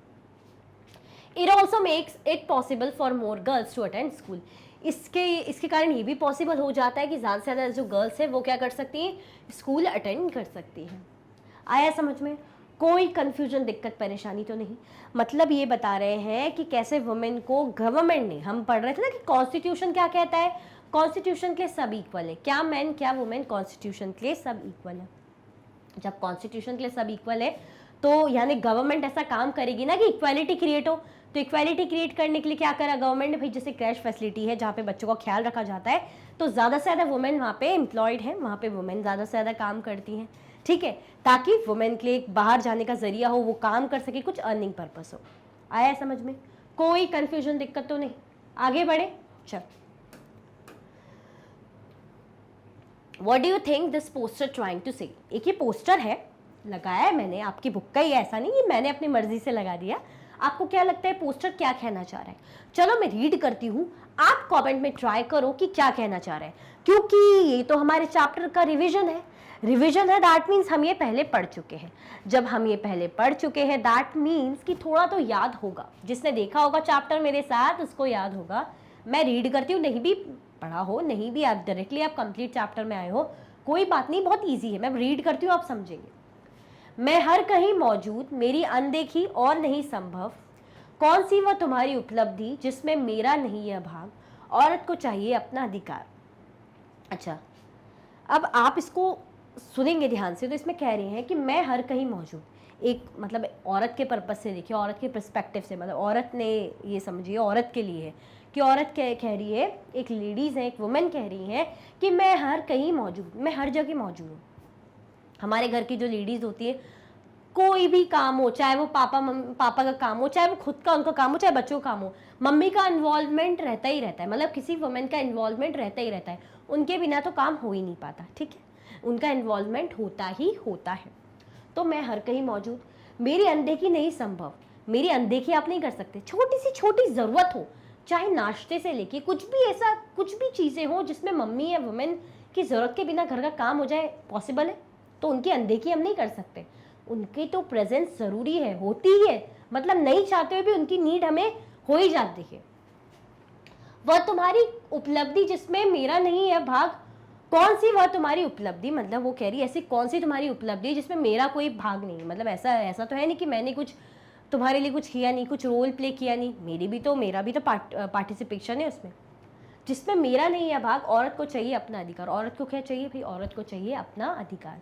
क्या चाहिए? औरत को चाहिए अपना अधिकार। आया समझ में? बेसिकली इसमें ये कह रहे हैं कि एक औरत ये कह रही है कि ऐसी कौन सी जिंदगी की ऐसी कौन सा पड़ाव है जिसमें मेरी ज़रूरत नहीं पड़ी। मैंने हमेशा साथ दिया है, हर कदम पे आगे रही हूँ, हर कदम पे साथ खड़ी रही हूँ। मेरी अनदेखी और ना संभव, मतलब मेरी अगर अनदेखी करोगे कि नहीं मैंने कुछ नहीं किया, सब आपका खुद का है, तो मैंने भी तो उसमें पार्टिसिपेशन दिया, तो मुझे अपना अधिकार, मतलब मुझे भी इक्वालिटी चाहिए ना। मुझे क्यों ऐसे ट्रीट किया जाता है कि मैं घर में काम करती हूँ तो मैं अगर अर्न नहीं करी, घर का काम को क्यों इंपॉर्टेंस नहीं मानी जाती? यही घर के कामों से ही, जो मैं घर का काम मैनेज करती हूँ, तभी तो जाके आप लोग फिट है, आप लोग जॉब कर पा रहे हैं, स्कूल जा पा रहे हैं, अच्छे मार्क्स ला पा रहे हैं, या और भी काम। आया समझ में कि नहीं आया? तो बेसिकली यही कहना चाह रहे हैं। आगे बढ़े, चलो। अब ये जो पोस्टर है इसमें स्लोगन बताना है आपको। ये जो पोस्टर है वुमेन ग्रुप है बंगाल की, उन्होंने क्रिएट किया है, इसके लिए एक इंटरेस्टिंग स्लोगन आपको बताना है। मैं इसको एक्सप्लेन कर देती हूँ। जैसे ये वुमेन है, बेबी को होल्ड किया हुआ है उन्होंने, और भी जो है किचन आइटम्स है, ऐसा नहीं कि सिर्फ बेबी को होल्ड किया है, मतलब दिखा रहे कि बच्चे को संभालने तक घर के काम, बाहर के काम, सारा सब कुछ, अपनी केयर, अपना प्यार, अपना डिवोशन घर के लिए, घर वालों के लिए, घर के कामों के लिए, सबकी केयर के लिए बच्चे को संभाल रही है, सारा काम औरत कर रही है। तो यानी कितना मल्टीपल वर्क करती हैं, और हम उन्हें कैसे ट्रीट करते हैं कि नहीं ये तो कुछ करती नहीं, इतनी सारी चीज़ें लेके साथ में चलती हैं। हम तो क्या करेंगे, हम तो स्कूल चले जाएंगे, ट्यूशन चले जाएंगे, पापा क्या करेंगे, पापा ऑफिस चले जाएंगे, बट घर पे रह के जो वुमेन है वो ये सब करती है। और अगर बाहर जॉब करे तो बाहर का भी काम, ऐसा नहीं कि सारी वुमेन घर पे रहती, जॉब भी करती है ना, तो जॉब करने के साथ साथ बच्चों की केयर और भी घर के काम, तो सोचिए। तो इसके लिए आपको ये अच्छा सा स्लोगन बताना है। ओके, बताइएगा जरूर। ओके, अब ग्लोसरी देखते हैं। ग्लोसरी क्या कह रही है? आइडेंटिटी। अच्छा, आइडेंटिटी का क्या मतलब है? आइडेंटिटी हम कहते हैं ना, जब हमें अपनी कुछ पहचान बताना, कि मैं बॉय हूँ या गर्ल हूँ, मैं सोशल की टीचर हूँ, 6, 7, 8 को सोशल साइंस पढ़ाती हूँ, है ना। Identity is a sense of self awareness of who one is. Self awareness बताने के लिए कि हाँ मैं कौन हूं, क्या हूं मैं, ये बताने के लिए ये होती है आइडेंटिटी। आप चिंटू है, बंटू है, सोना है, मोना है, ये क्या है? आइडेंटिटी बता रही है आपकी। आप बोलोगे मैम को चिंटू, बंटू, सोना, मोना बस यही नाम पसंद है, इजी हो जाता है ना जल्दी समझने के लिए। अब मैं आदित्य और उर्वशी या इस टाइप के नाम लूँ तो मैं खुद ही भूल जाऊंगी। चिंटू, बंटी, सोना, मोना इजी फटाफट से निकल जाते हैं। टिपिकली अगर इसका मीनिंग लेके यहाँ चले तो क्या कह रहे हैं? Typically a person can have several identities. भाई पर्सन की सेवरल आइडेंटिटीज हो सकती है। सेवरल आइडेंटिटीज मतलब जैसे मैं हूँ, मैं आपकी टीचर भी हूँ, मैं अपनी मम्मा की बेटी भी हूँ, ठीक है, मैं अपने भाई की बहन भी हूँ। तो इस तरीके से क्या है, सेवरल आइडेंटिटी, मतलब a person can be a girl, a sister and a musician. अगर मैं अपना ही लेके चलूं कि a person can be a girl, जैसे मैं गर्ल भी हूं, मैं अपने भाई की बहन भी हूं, और मैं म्यूजिशियन तो नहीं हूं बट मैं टीचर हूं। आया समझ में? तो सेवरल आइडेंटिटी हो सकती है। जैसे कोई मुझे करके बोलेगा, पहचान के बोलेगा, अरे ये तो टीचर है, कोई बोलेगा अरे ये तो उसकी बहन है, अरे ये तो उनकी बेटी है, अरे वो लड़की है। आया समझ में? ये क्या है, आइडेंटिटी, बता रहे हैं कि आप कौन है। डबल बर्डन, बर्डन बोझ, भार, उसमें भी डबल। अब समझ में आ रहा है, दो काम। लिटरली मीन्स अ डबल लोड, मतलब ऐसा लोड जो हम बोलते ना, अरे यार लोड है मुझ पे, मुझे काम का, यार मुझ पे तो डबल लोड आ गया। हाँ, एक तो असाइनमेंट भी बनाना है, ऊपर से घर में गेस्ट भी आ रहे हैं तो उनके साथ, उनके लिए काम भी करना है मम्मी के साथ, तो डबल लोड है। ठीक है, इसी तरीके से ये गेस्ट वाले एग्जाम्पल से जल्दी आप रिलेट कर पाएंगे। लिटरली मीन्स डबल लोड, भाई डबल भार। This term is commonly used to describe the women's work situation. ये किस लिए यूज होता है? This term is commonly used to describe the women's work situation. भाई वुमेन का वर्क सिचुएशन है, ये डिस्क्राइब करने के काम आता है। क्या क्या? Double load. जैसे it has emerge from recognition that women typically labour both inside the home and outside the work. ये कैसे बता रहे हैं? अगर डबल बर्डन की बात करें, अगर वुमेन से रिलेट करके बात करें, तो वुमेन मतलब घर के अंदर भी जो औरतें काम करती है, फिर घर के बाहर जाकर भी लेबर, मतलब दोनों जगह काम कर रही है। घर में भी मतलब ऑफिस जाके भी घर का काम, और ऑफिस जाके ऑफिस का काम, यानी डबल लोड है वुमेन पे, तो यानी डबल बर्डन। आया समझ में? यानी डबल काम। कोई दिक्कत परेशानी तो नहीं? अच्छा ये तो नहीं है परेशानी, क्या आपने लाइक कर दिया? नहीं तो मुझे टेंशन हो जाती ना, मुझे परेशानी हो जाती कि अरे आप लोग लाइक करना भूल गए। तो मेरा फर्ज है आपको याद दिलाना, फटाफट से लाइक कर दो, फिर आगे बढ़ते हैं। केयर गिविंग, केयर मतलब हम बोलते हैं ना, केयर करना, प्यार करना, फिक्र जताना, है ना। Caregiving refers to a range of task related to looking after and nurturing, मतलब किसी का ख्याल रखना, है ना, ख्याल रखना, उसको प्यार से रखना, ख्याल रखना, उसकी केयर करना हर तरीके से। Besides physical task they also involve a strong emotional aspect. अगर हम सिर्फ फिजिकल टास्क की बात ना करें या किसी के लिए काम कर रहे हैं, बट इमोशनली भी अगर हम किसी से अटैच कर रहे हैं, इमोशनली भी अपना इमोशंस उसके प्रति, अपने अपने जो इमोशंस उसके प्रति दिखा रहे हैं, दैट मीन्स हम क्या कर रहे हैं, हम क्या कर रहे हैं, दैट मीन्स हम अपनी केयर दिखा रहे हैं। आया समझ में? केयर गिविंग मतलब जैसे अपनी हमारी मम्मी, जरा सा भी सोचिए कि मम्मी हमें कितनी केयर करती है, हम गुस्सा भी हो जाए तो भी केयर करेगी।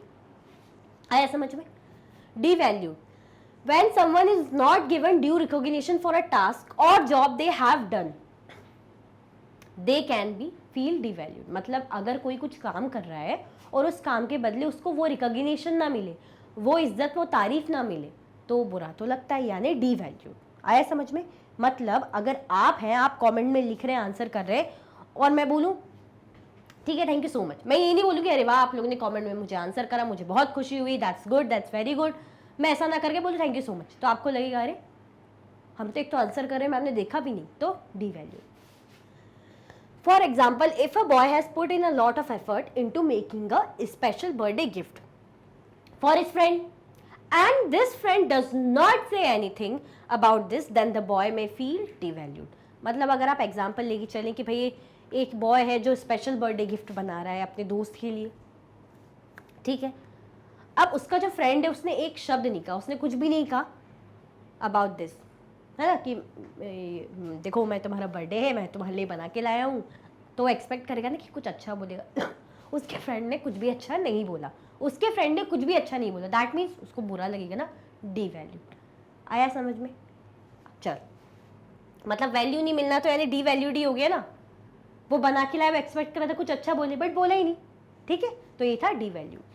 इसी के साथ भाई आपके चैप्टर का कंप्लीट रिवीजन एंड होता है। आई होप आपको बहुत अच्छे से समझ में आ गया होगा।